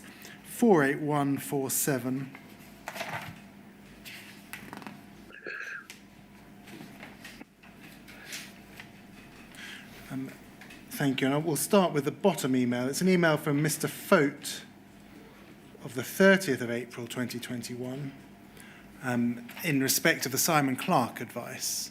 Okay. And he says, it's an email to Ken McCall and others. He says the Simon Clarke advice was sought following the second site report, which contained information that Horizon may not be bug-free, and Post Office may have been aware of this. The second site report identified 2 bugs with Horizon, receipts and payments mismatch, and local suspense account, which has been highlighted to second site by Gareth Jenkins. In the advice dated the 8th of July 2013, he advised on the need to conduct a review of all Post Office prosecutions and a small number of current cases to identify those in which the material ought to be disclosed. This post-conviction exercise was referred to as the Cartwright-King SIFT review. On the 15th of July 2013, Simon Clarke provided advice to Post Office as to the use of expert evidence in support of prosecutions of allegedly criminal conduct. This advice is referred to in the Court of Appeal Criminal Division judgment as illustrating the Post Office's poor investigation procedures. In your view, as at this time, were the board sufficiently informed of the significance of the Clarke advice? I didn't think so, and I think my response was to say we could really do with, as a board, a clear setting down of exactly what happened in what order through this period, because it wasn't at all clear to me, and obviously this had been happening well before I joined, and so I certainly felt I didn't understand it, and I suspected the rest of the board didn't either. And in your view, is that description in the final couple of sentences there sufficient, or a sufficiently accurate characterisation of the Simon Clarke advice on the use of expert evidence? I'm not sure I know. If we scroll up, we can see a response to Mr. Foat from yourself, and you say as follows. You say, Ben, it would be helpful to do a high-level and simple timeline of the second site activity, the different reviews, like SC, so that's Simon Clarke, Yeah. is it? Brian Altman's review, disclosure exercises, Deloitte H reviews, so we can see how it pins together. 2013 does seem to be the pivotal year when the Post Office doubled down. Yeah. Can you assist us with what you meant there by doubled down? So my sense of it, and again, well before I joined, was that, and this may not be right, but my sense at the time was that the Post Office Board, as it became independent, seemed to be engaging sort of more openly with what became the claimant population, and there seemed to be some dialogue between Lord Arbuthnot and, Post Office, and then that seemed to stop relatively suddenly. And what I meant by doubling down is Post Office retreated into, well, we'll do the mediation scheme, but, and to become much more defensive again. And that is what I meant. And that seemed to be around 2013. Thank you. Moving now to a different topic, and that is your email that we've seen already today and previously entitled The Robustness of Our Governance. Yeah. Email that you sent on the 23rd of March 2023. Could we bring that up onto screen? That's POL 00423-699. Could I also ask if you could give your answer perhaps slightly louder or come slightly closer to the microphone, please? Okay. Or maybe both. Thank you. If we could look at the bottom of page 2 into page 3. You've addressed this email in your latest witness statement at paragraph 22. And there are just a couple of matters that have been identified today as potential significant issues that I'd just like to ask you about. If we scroll down, the first is the CIJ scorecard and your views on that. Are you able to expand on your views as set out there regarding the Common Issues Judgment scorecard? So one of the roles that G should have been playing, and my contention is that it wasn't playing, was to provide oversight of what was happening through the business as the senior executive group. And there was some reporting developing, so there was a scorecard, and I can't remember how much of that was operations or how much of that was legal, who put that together at this stage. But it was about whether we had done the things that we were required to do in the Common Issues Judgment and whether they were being maintained and monitored. And the fact is we never discussed it. And I don't think the trouble with scorecards is you really do need to understand what the underlying data is doing, and I didn't think we did. And I didn't think that we understood what the performance of operations was. I don't think it was coming up to the group executive. And within the scorecard, they may well have been measuring some very sensible things, but they weren't measuring the things that I thought were critically important, of one of which is the shortfalls, the losses, one of which was investigations, where they had really lost all the data on what was happening and weren't completing very many investigations. And there were a couple of my obsessions through these years was that in getting to clarity on branch situations, there were two things that weren't operating effectively and we just weren't getting done. One is stamp accounting. So unlike for cash, where everything was remmed in and remmed out of the branches on barcodes and was checked at either end, the stamps hadn't been invested in like that, and there hadn't been the procedures in place to make sure that end-to-end stamp numbers were right and people were putting them in manually. That's what postmasters had to do. And absolutely we have to get that process automated, and it was supposed to be part of the Horizon replacement, and then that wasn't happening. And so that was one. And the other was you shouldn't put retail sales through a post office till. They weren't retail products. And people, rather than moving between tills, postmasters were using something called the retail button, or the other stamps button, I can't remember, but they were putting it through and then reconciling it later, sort of changing it later, which created confusion and noise. And I'm just saying, look, these are important parts of whether the operations are working, and they're not even on the scorecard. We heard evidence this morning about a point in time at which a decision was apparently taken to prioritise the new Horizon system or the NBIT system over and above addressing issues to do with the Common Issues Judgment or Horizon Issues Judgment. Is that something you're aware of at all? I think, yes. So at some point, if you've got expensive, time-consuming, difficult IT changes to do, and Horizon is incredibly expensive and difficult to change because it's so old and we don't manage it, then you have to decide, are we fixing Horizon and then flowing that into NBIT, or are we just going to create this capability in NBIT? So those were choices that were happening progressively, but of course the NBIT timetable kept and has kept going backwards, and therefore you might have made a different decision. And we see below there's a section number 4 on NBIT. Yep. And you raise concerns there about the governance of NBIT. Briefly, what were your concerns here? The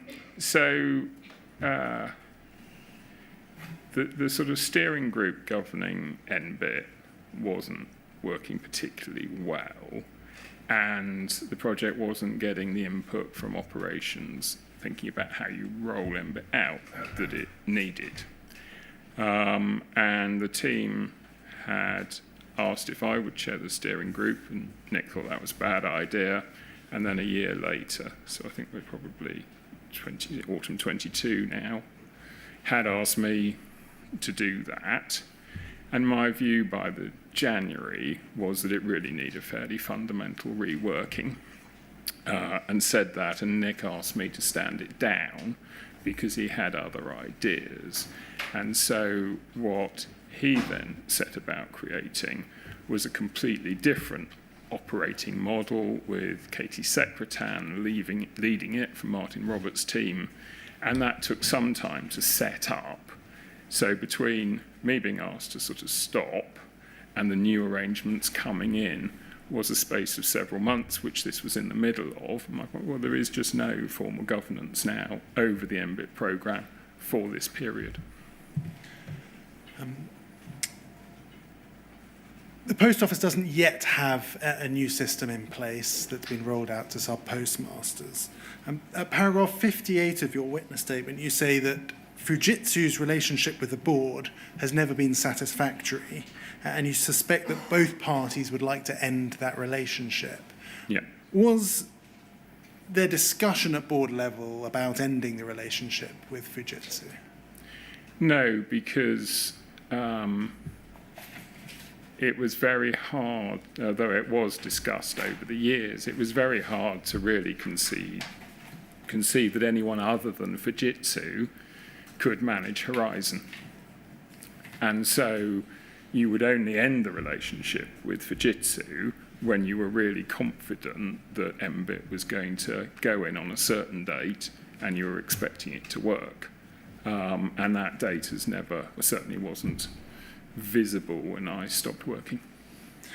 Could we turn to poll 004488793? This is back in time now to the 8th of April 2020, and there was a board meeting on that date where there's a potential alternative or addition that's being discussed. So this is a board meeting at which you were, at that time, Group Chief Finance Officer.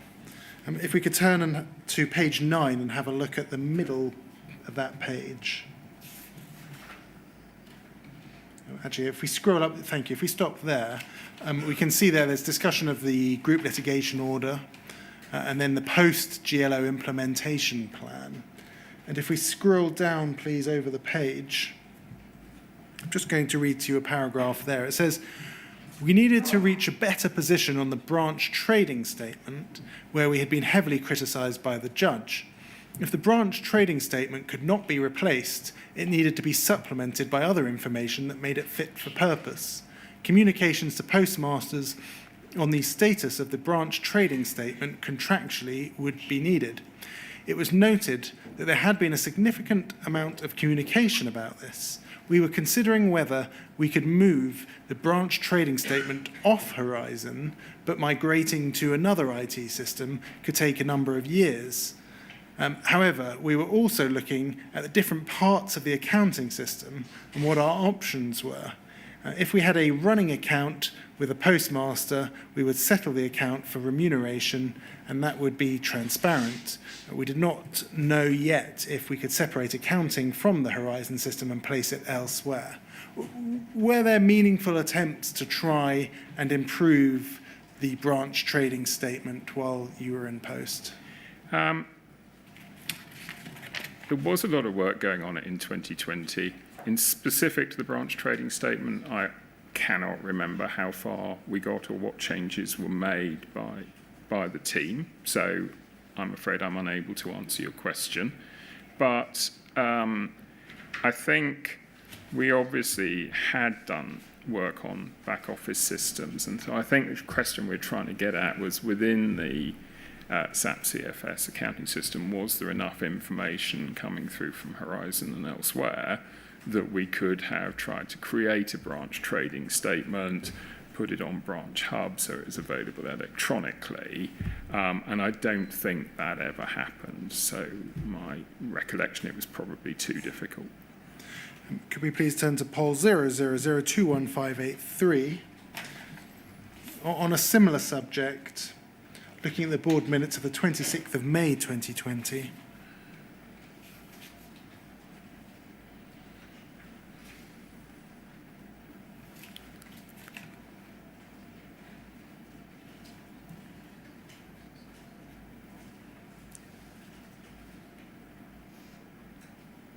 Thank you. So these are the board minutes of the 26th of May. And if we could please turn to page 4, about halfway down.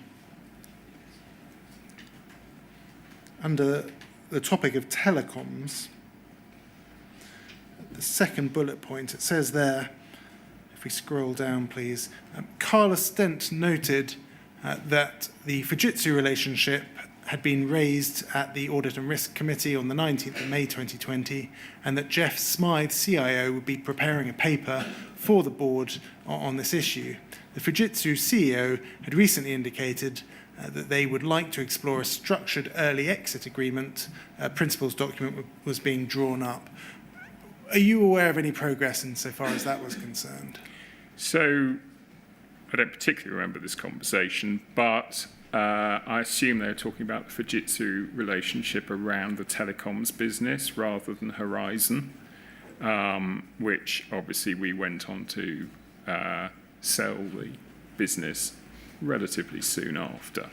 And so I think it was that they were talking about. Thank you. Moving on to a different topic, and that is UKGI.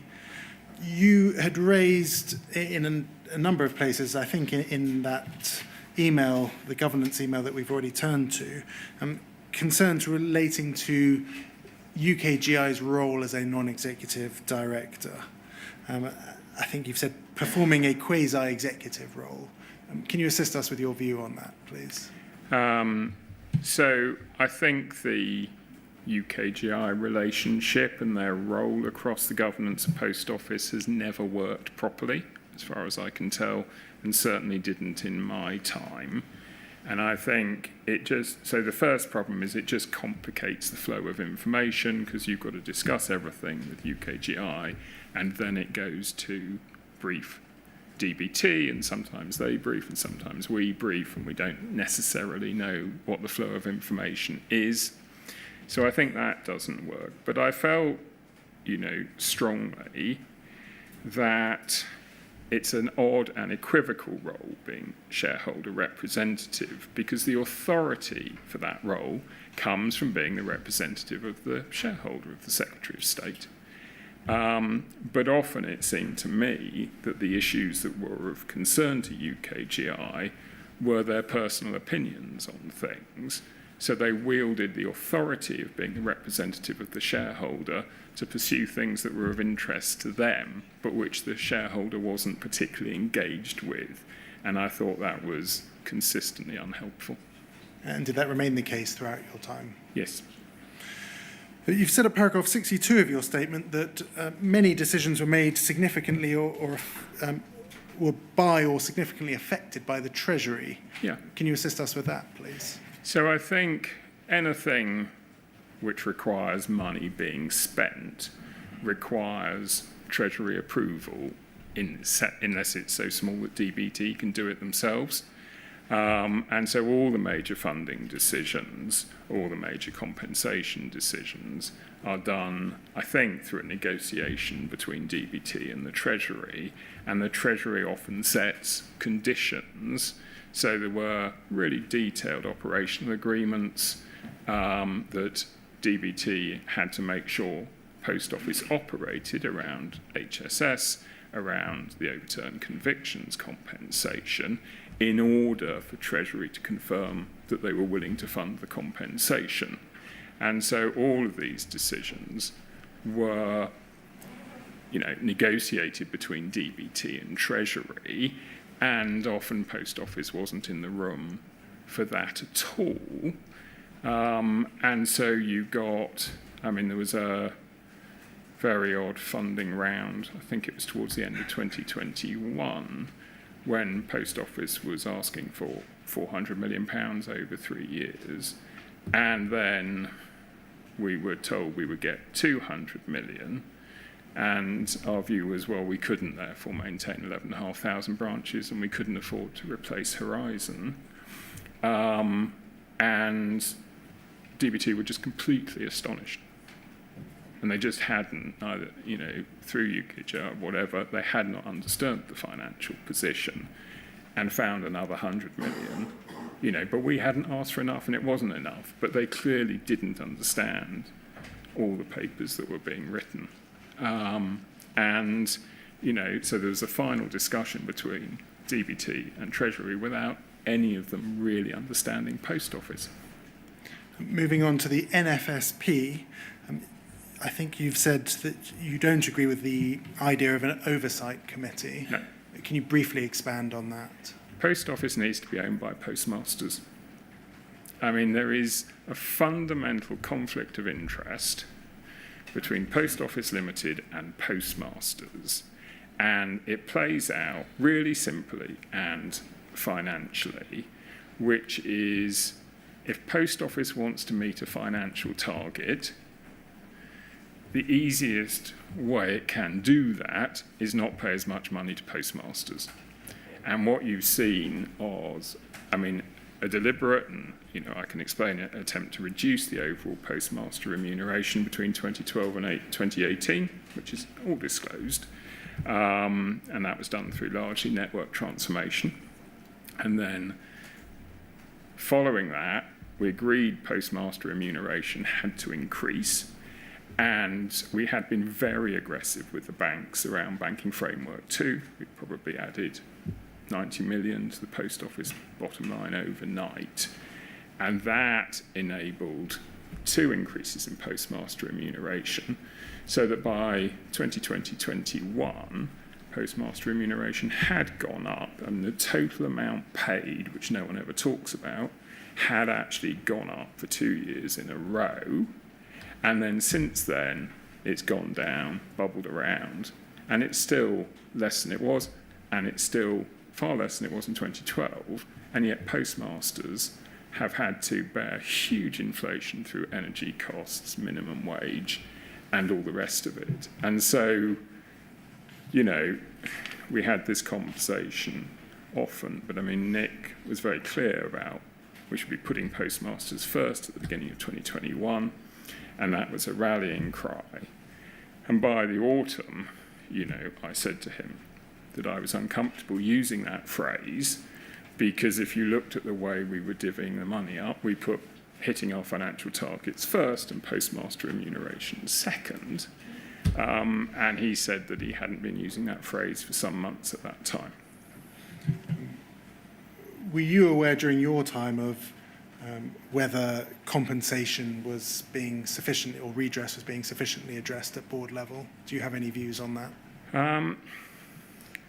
I think the board spend an awful lot of time on the sort of legal mechanics of it all and the processes around that, and they certainly did review it. I think once you accepted that the Court of Appeal had set a process and our job was to legally follow it on overturned convictions, and that we were complying with the operational agreements that Treasury and DBT had set for both OHC and HSS, then there was relatively little influence we could have other than, pushing Simon Recaldin to do the delivery of it as fast as possible, and he certainly accelerated it. But I didn't think we were really making the decisions.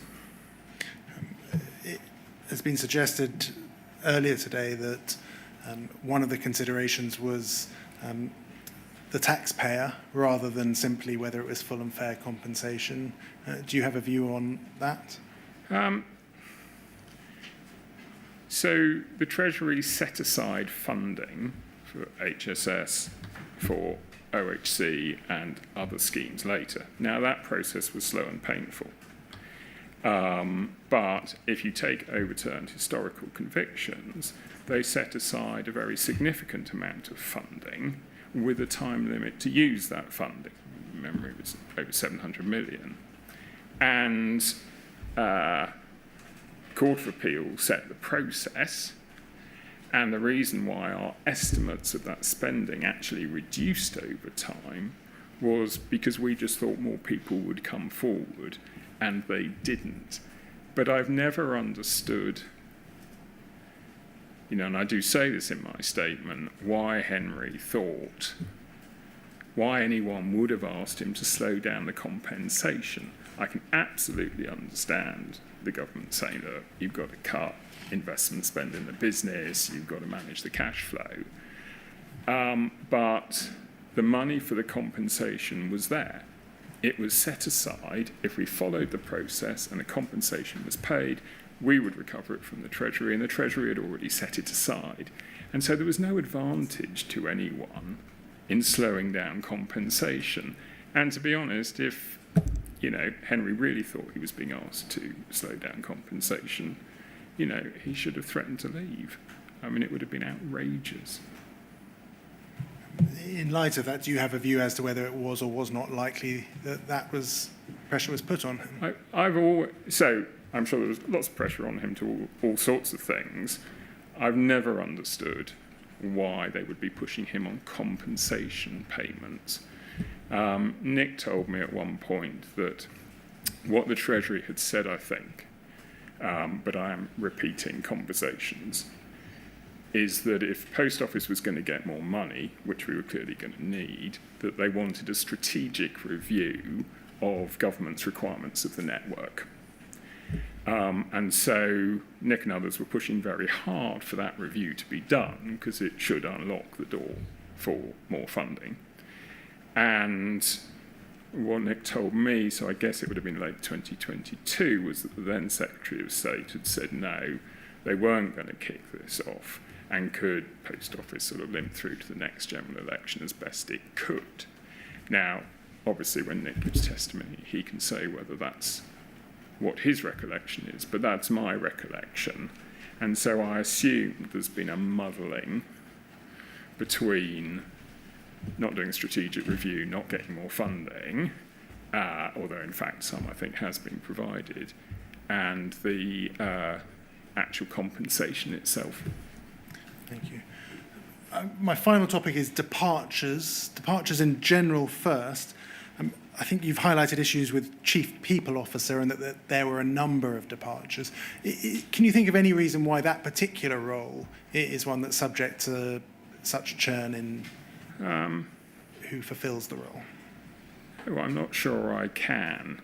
I think all the individual circumstances were different. But I mean, if you look at the churn of post office executives since independence. I mean, Paula replaced her entire team at least once.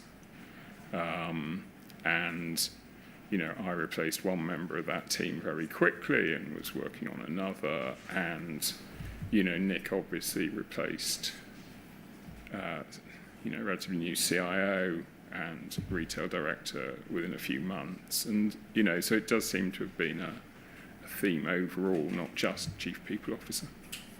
In terms of your own departure, the 7th of May 2023 was your last working day, I believe. Is that correct? You formally ended your time at the Post Office on the 23rd of June 2024, and you've addressed that, I think, at paragraph 72 of your witness statement. In summary, can you assist us with what happened between you and Mr. Reed at that point in time? So, in summary, Nick told me in 2021 that I was leaving the business. He didn't give a reason.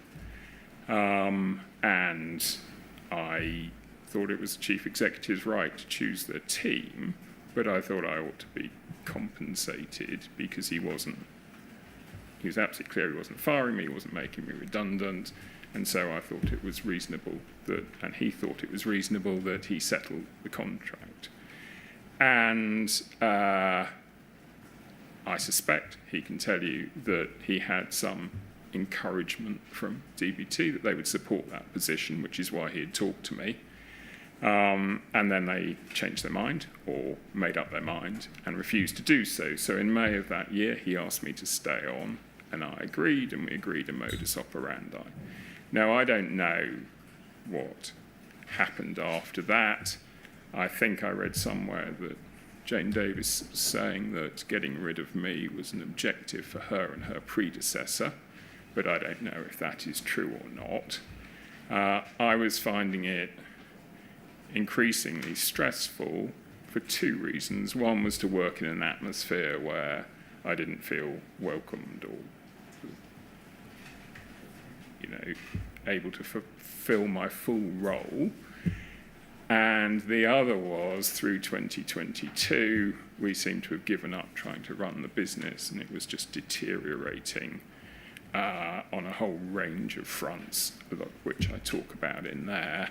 And I was very stressed by what I call the pause payments issue. And if I could just touch on that for a moment. So,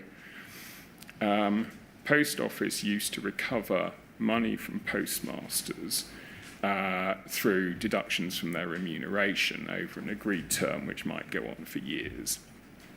And what Lord Justice Fraser said in the Common Issues judgment, I think, was that Post Office couldn't take money off postmasters unless a proper investigation had been done.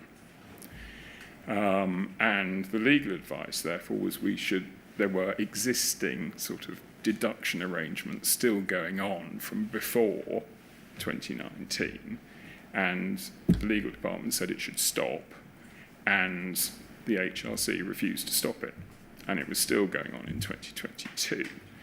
So I made had a sort of bit of a tantrum about this at the board in December 2022, and it was agreed to stop. What was your concern about it? Well, I thought it was both wrong and illegal. So we were recovering money from postmasters where we hadn't done an investigation. So it seemed to me that was a clear breach of the Common Issues judgment, and it was indefensible. And so they stopped the existing ones, which were almost at an end anyway, but I had just assumed we would then do a process to return the money that we had taken since 2019, and they weren't prepared to do that. Who's they? The Historical Remediation Committee, Ben Tidswell, Tom Cooper, at the time. And I thought that was just wrong. So things like that I was finding incredibly stressful, as I did. We did genuinely, I think, the business. I'm not talking about what had happened with postmasters, but the commercial business, I think, did get along stronger between 2015 and 2020, and it was just deteriorating visibly in front of us. And I got very upset by the shortfall investigations, because what we were seeing was after 2 months, if we thought a postmaster owed us money and the postmaster didn't pay it, then we wrote that off to the P&L. And so you could see the scale of that very quickly through the P&L. And it had been, I think, 2 million a year when I joined. It went up to 5 million a year. And suddenly it was 12 million a year. It was £1 million a month. And through 2022, I was saying, look, we've got to understand this. So by 2020, we had a lot of data on this stuff. We were helping people avoid problems. What has happened? And I was being told, oh, all of these are being investigated. And eventually I couldn't get sensible data out of it. So I had to put an EY team in there to get sensible data out of it. And it was perfectly clear that they were hardly investigating any of them. And it just wasn't a basis to be asking people for money at all. And there was a lot of resentment that I was asking those questions out of the operations directorate. So all of that was very stressful. Can I just pause you there? Who was responsible for that, and where was the resentment, in your view? I felt a lot of resentment from Martin Roberts, who was telling me I ought to, mind my own business. And, I did speak to Nick about it. But I had to carry on. It was too big an issue not to. So I went on holiday in April 2023 for 2 weeks. And I said to my wife while we were away, I really wasn't sure I could go back. It was just too difficult. And Jane Davis had asked me if it was making me ill, and it made me reflect on that. My wife was very clear it was making me ill. So I didn't come back immediately. I went to see my GP, because I didn't really know. I'm not a doctor, and it's me. And you've addressed those matters in Okay. the statement. We don't need to Fine. go into any further detail as far as that's concerned. Thank you very much. So those are all of my questions. There are a small number of questions from core participants. Before we turn to core participants, do you, sir, have any questions? Well, I think I'll wait to see what they ask. Thank you very much. Perhaps we could start with Ms. Watt for the NFSP. Good afternoon, Mr. Cameron. I'm Hello. over here. Thank you.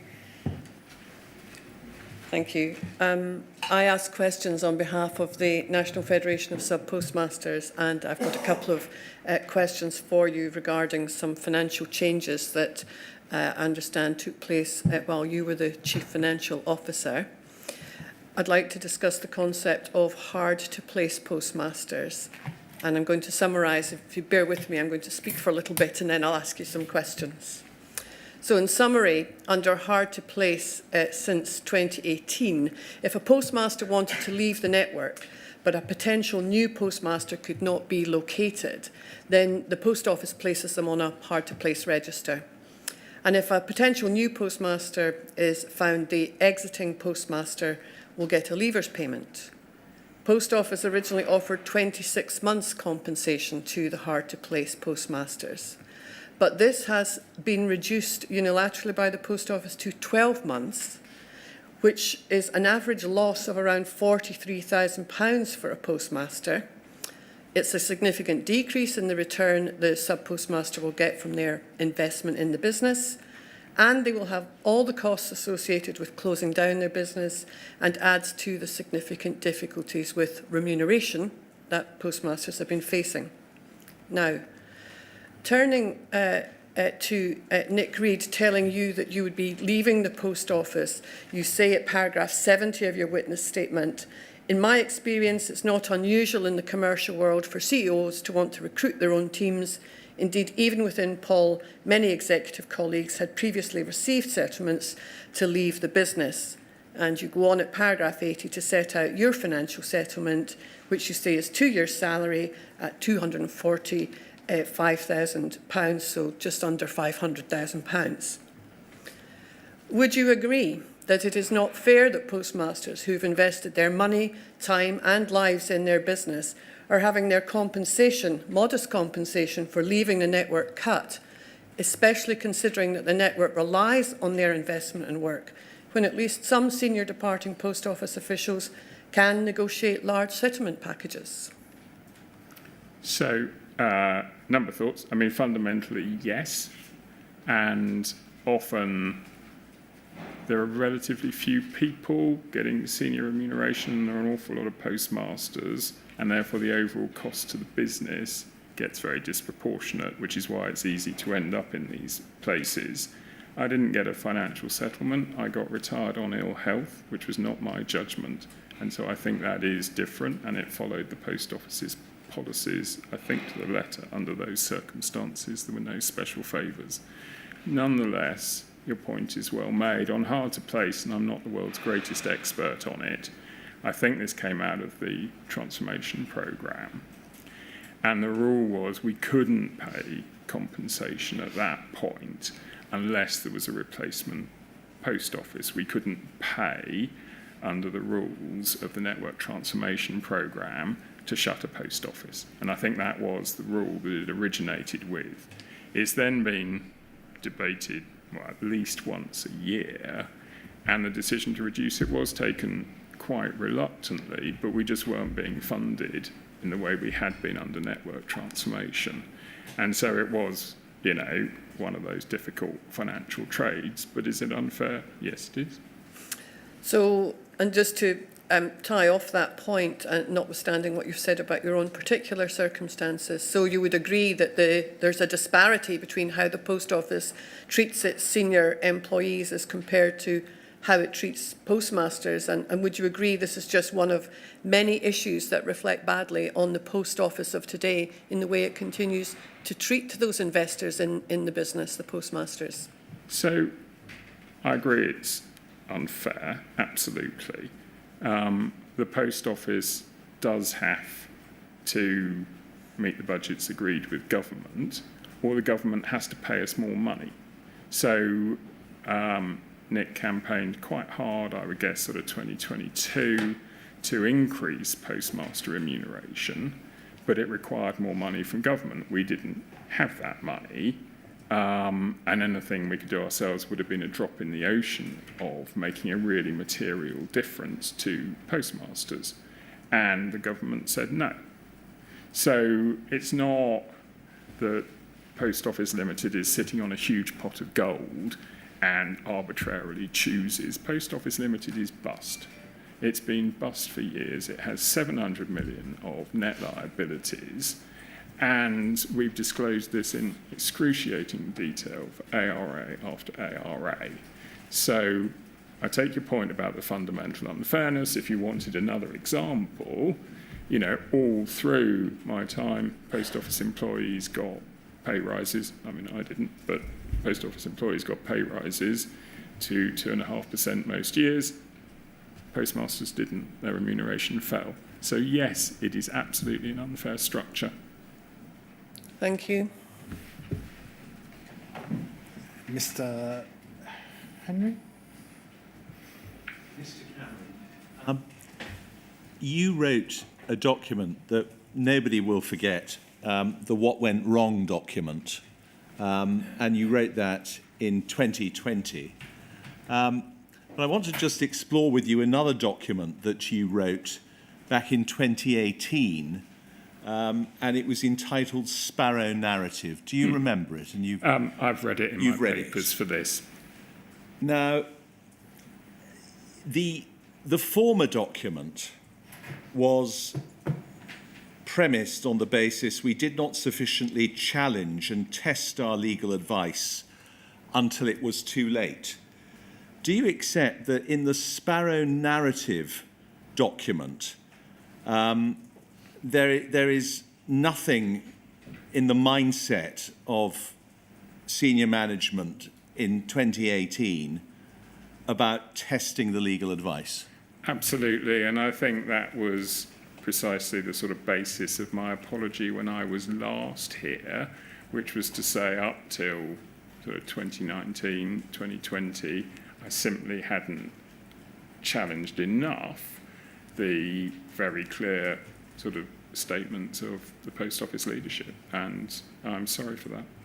Now, just concentrating, however, on the Sparrow Narrative, I want to ask you about this passage, and if it needs to be put up on the screen, it is POL 00253410. While it is being put up on the screen, you're familiar with it, so I'm going to just read out something you wrote verbatim, quotation. After its independence in 2012, the new leadership team of the Post Office, who were not accountable for how the business had been run in the period under debate, sought to ensure a full, open and fair resolution of these issues, including a mediation scheme, investigations and an independent review by a third party. Do you remember writing that? I don't remember writing that, but it was absolutely the position of the Post Office as I set out in my first witness statement from 2015, and I accepted at the time. It clearly was wrong. Could we have the relevant passage on the screen so I can follow it? Of course, sir. Can I repeat? It's POL. We have the document, we just need the page number. It's... Maybe if you scroll down. Give me, I don't have the page number. It would be towards the bottom, because I think it started with me. It's... So we're looking for something from Mr. Cameron, is that it? Yes, sir. I'm so sorry. It's, that's fine. if we could go up to the next page. So, No. yes. Down. Down. Further down, please. Yeah, it's the section in italics. Yes. Yeah, Yes, fine. exactly. I'm very grateful. I'm sorry for not giving you the precise reference, Mr. Cameron, and you, sir. So after its independence in 2012, the new leadership team of the Post Office, who were not accountable for how the business had been run in the period under debate, sought to ensure a full, open and fair resolution of these issues, including a mediation scheme, investigations and an independent review by a third party. Does that reflect the mindset that the senior management team, maybe even the board, felt that the Post Office was not accountable for how the sub-postmasters had been treated or prosecuted under the previous Royal Mail Group regime? No, I think the point I was absolutely making there, which was also probably wrong, but I understand at the time, is that a new board had been created largely, and there were a lot of new people who came in, and so they weren't at fault for what had happened in the past. Were they accountable for resolving the situation? Absolutely. But they couldn't be accountable for what had happened before they formed. I see. So it's not a sense of resentment, oh, well, we've been landed with this, and this all happened when we were under the aegis of the Royal Mail Group. No, I don't think so. And then if we scroll further down, we can see the view of the team at the time, which was what's been called the mantra. You have put in square brackets, 99% have managed to conduct their business without an issue or loss. Out of a total trading of some 60 billion a year with 10.5 million customer sessions a week, we only have to correct approximately 100,000 transactions a year, a process that is transparent to postmasters and is supported by their national federation. This effectively was a defence of the entire litigation strategy, wasn't it? It was my understanding at the time. It was wrong. But I reasoned for writing this, and it is consistent with a number of things that came out in my first witness statement, is I consistently felt that if we believed this, and everyone seemed to, we should be saying so out loud and in public and explaining and defending what we were doing. because my feeling was that would help everybody. And in fact, it would have helped everybody if we had done that more, because people could point out where we were wrong. And actually what happened was that, Paula would look interested, and then Mark Davis and Joe McLeod would shut it down. And it happened, if you read my first witness statement, several times like that. I thought we should be more open. They didn't. And there's no doubt, sir, and this is my last point to you, that that is precisely the advice that Jane McLeod gave Mrs. Venables. Yet again. At the beginning of the document. Thank you very much. Thanks. Mr. Steen has a short matter. Mr. Cameron, just picking up on some of the questions asked by Mr. Blake earlier regarding the way that the Post Office is looked at by government and government preparedness to invest in the Post Office. You say in your statement, paragraph 84, that the Post Office business is capable of supporting a national network of Post Office branches. Yes. You say that Horizon must be replaced.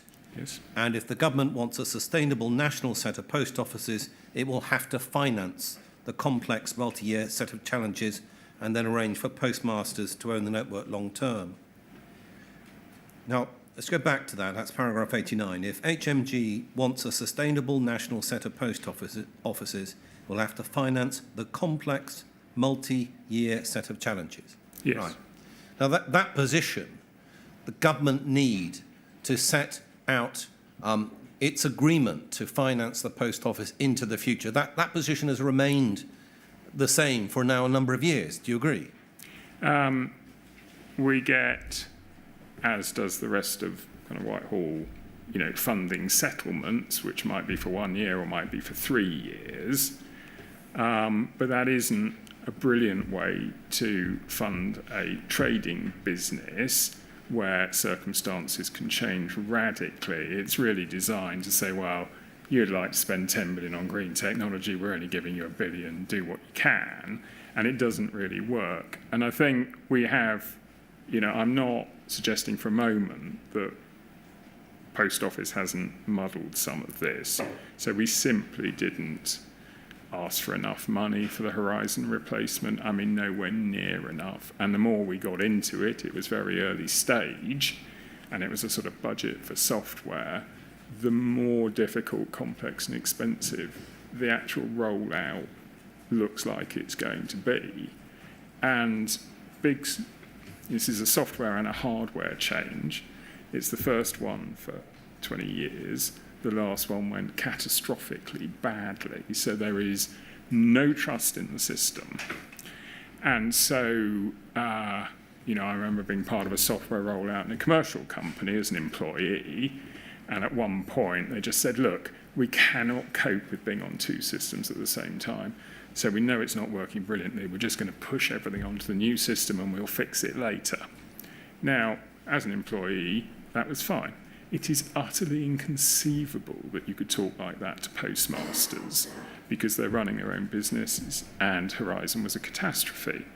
And so the actual rollout, how you resolve shortfalls, all of that is going to be very, very difficult. And we simply hadn't done the work to appreciate that properly when we first asked for money, and we just didn't ask for enough. So government needs to provide long-term, settled commitment to funding the Post Office for the future, not just 1 year, but for the future, including the replacement of the Horizon system. That is obvious to you and anyone else that has paid attention to this scandal. Is that right? No one else is going to do it. Yeah. So if government does it, it doesn't get done. And understanding the effect, you said in your evidence that it isn't a brilliant way to fund a trading business, but the real effect on the postmasters running a small branch office in a rural part of this country, whereby there is no way that it would make business sense to open up a branch, means that those branches are left in limbo, not knowing what the future is, not knowing whether they have an asset within the business, not knowing whether they can continue to operate for the interests of the people around them or for their families. Do you agree? I do. What the government has done to address that was the network subsidy payment. So this was different from investment funding, and it was specifically designed to enable Post Office to keep open post offices that weren't financially viable and which you would shut if your only issue was commercial questions. And that dropped to, I mean, it was 200 million a year at one point. It dropped to 50 million, which is part because we had improved commercial performance.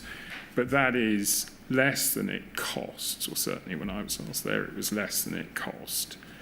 And of course, again, it only goes for a maximum of 3 years into the future, and often it's 2 or 1, or it's uncertain.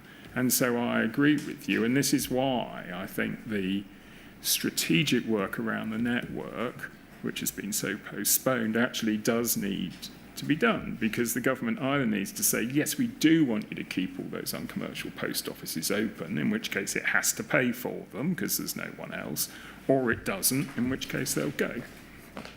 Thank you, Mr. Cameron. Just one further point. Can I take you, please, in your statement, second statement, you talk about when you joined the Post Office in January 15, the Post Office's position was that there was no evidence of any faults with Horizon or unsafe convictions. I'm going to take you to one document, POL 00142-856.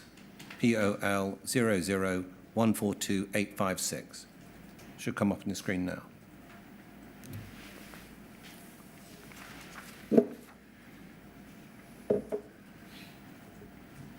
Can we go to the last page? That's page 3, please.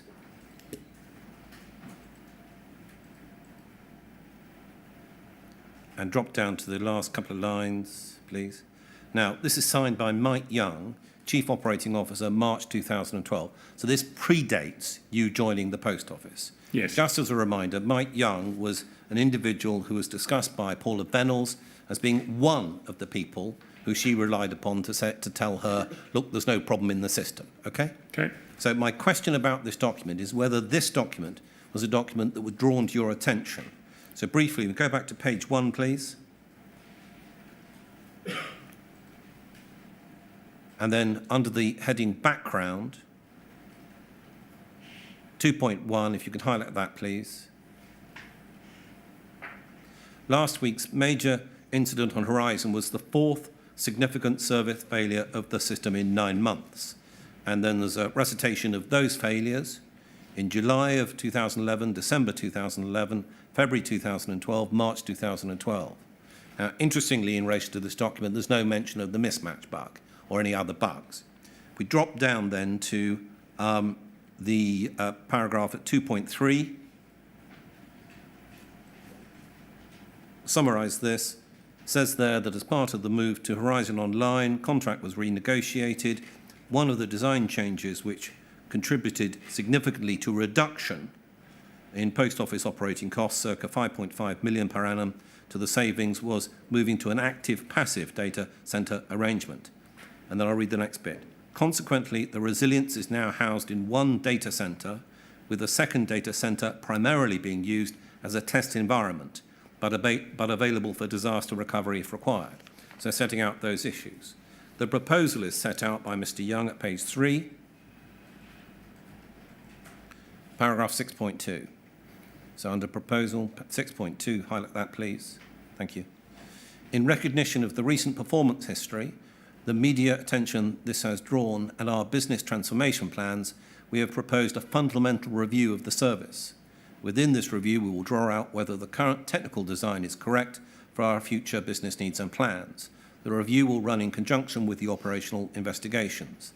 And 6.4, the review will as a minimum cover the technical design of Horizon, all forms of testing, monitoring and alerting, best practice in retail and financial service markets, future requirements of our business strategy that may influence the technical environment of which Horizon is a critical part. Okay? Now, I've shortened my examination in relation to that, but just to give you the flavour of what that document was saying. So in March of 2012, sometime before you joined the Post Office, this document was sent to the board, and it was discussing essentially a full-out review of the Horizon system. Was that brought to your attention when you joined the poll board? I believe best of my knowledge, that this is the first time I have seen that document. And indeed, I don't think I particularly knew who Mike Young was. I don't remember ever seeing this document at any stage. And it was nearly 3 years before I joined. It's hard to be definitive. I don't have access to poll emails and things anymore, but I don't remember ever seeing that before. Should it have been brought to your attention? Yes, I think it would have been helpful. I mean, there were things I certainly learnt reading it, so I understood how we used the data centres in 2015, but I didn't know that the history was that they had been used differently previously. And this is one of the reasons why, whether people like it or not, Horizon has to go, because we were doing, I mean, going back 4 or 5 years, we were doing kind of business continuity disaster recovery tests where we would shut down, you know, the primary data center, having moved all the stuff over to the secondary to prove it worked, and then move it back a week later. And that there hasn't been a full sort of disaster recovery business continuity test of Horizon for years, because no one's that comfortable that it will work. And so this is a really serious challenge, and it's one of the reasons why, you know, you either get Horizon onto the cloud, which the business has absolutely failed to do, or you're going to have to rebuild data centres at a prohibitive cost using very old technology. Thank you, Mr. Cameron. Mr. Cameron,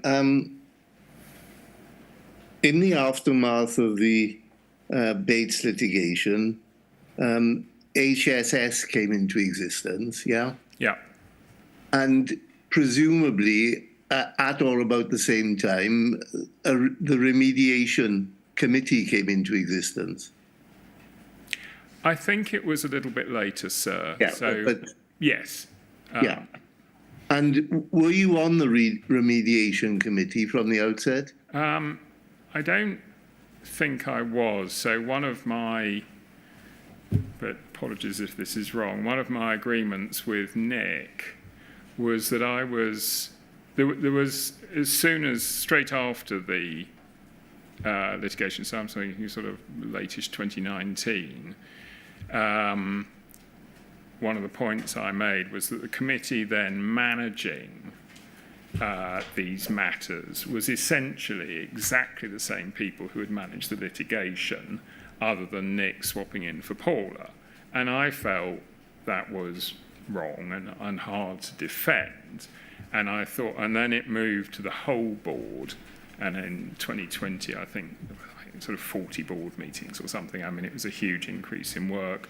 And then the HRC was formed largely, as my recollection of it, and it may have been different right at the beginning, was that I had the right to attend meetings and I was sent papers. But certainly in the later phases, I was not a member. It was the shareholder representative, Ben Tidswell, and one other non-exec. There were no executives on the committee. It might have been different right at the beginning, and apologies, I can't remember. No, that's all right. Just so that I can be clear then about the extent of your knowledge, how much did you know of what was being discussed at that committee? So I would only, there were usually calls, I would only usually attend the meeting if there was a particular subject of interest or concern to me, but I always looked at the papers. So I had a reasonable idea of what was going on, which was why I was so exercised about the paused payments issues. Right. Mr. Staunton has recently told me that his understanding was that in overseeing what went on in HSS and then the overturned conviction scheme, the remediation committee proceeded on the basis that compensation offers would take account not just of what might be full and fair for the postmaster, but also what was, and these are my words, not his, acceptable given the need to have value for money and taxpayers' money was being used. Is that your understanding as well? I never heard it expressed like that, but I think there are a couple of things. The fact that there were detailed Treasury DBTs signed off operational agreements of how the HSS and OHC schemes had to be operated in order for Treasury to fund the compensation meant that that must have been built in to the process, I think. And there was, I felt, and apologies to all the lawyers in the room, an excess of lawyers in the process. I mean, I think at one point there was so much opinion checking that 3 different QCs or 4 different QCs were used for one question. So it was a very bureaucratic process, which Post Office, and obviously Simon McAlvin would understand this much better than me, but Post Office had to follow. And I think, I mean, I did find the pause payments issue pretty incomprehensible as to why Post Office, so the HRC, was taking the stand it did. And so it does feel like maybe it was a value for money thing. I asked the question because, amongst other reasons, because in documents which I've issued, I've drawn attention to the fact that lawyers are used to an adversarial system in which defendants get away with as little as they can, in inverted commas. Claimants try to get as much as they can, in inverted commas. At least some of the public utterances from both government ministers and Post Office representatives suggested that this was to be somewhat different, in that the aim was to provide full and fair compensation promptly. And I drew attention to all of this in progress updates that I wrote. What's your impression about what actually went on the ground? So I think if you go back to the setting up of the HSS, the decision was made for Herbert Smith Freehills to run the scheme. So, and they got that because of their role in the settlement, which was effectively them negotiating with the claimants from the GLO. So it was set up on the basis of a negotiation between lawyers. And essentially, there was an element of that in the way that HSS was constructed. And I think that was a mistake. And Simon McAlvin, again, will talk about this, I'm sure, but my recollection of him coming in was challenging everyone to say, should this be a negotiation between lawyers? Or should this be, a genuine attempt at remediation, that people feel at the end of it that they're satisfied, justice is satisfied, we can move on, and that they've been properly compensated for everything that's happened to them.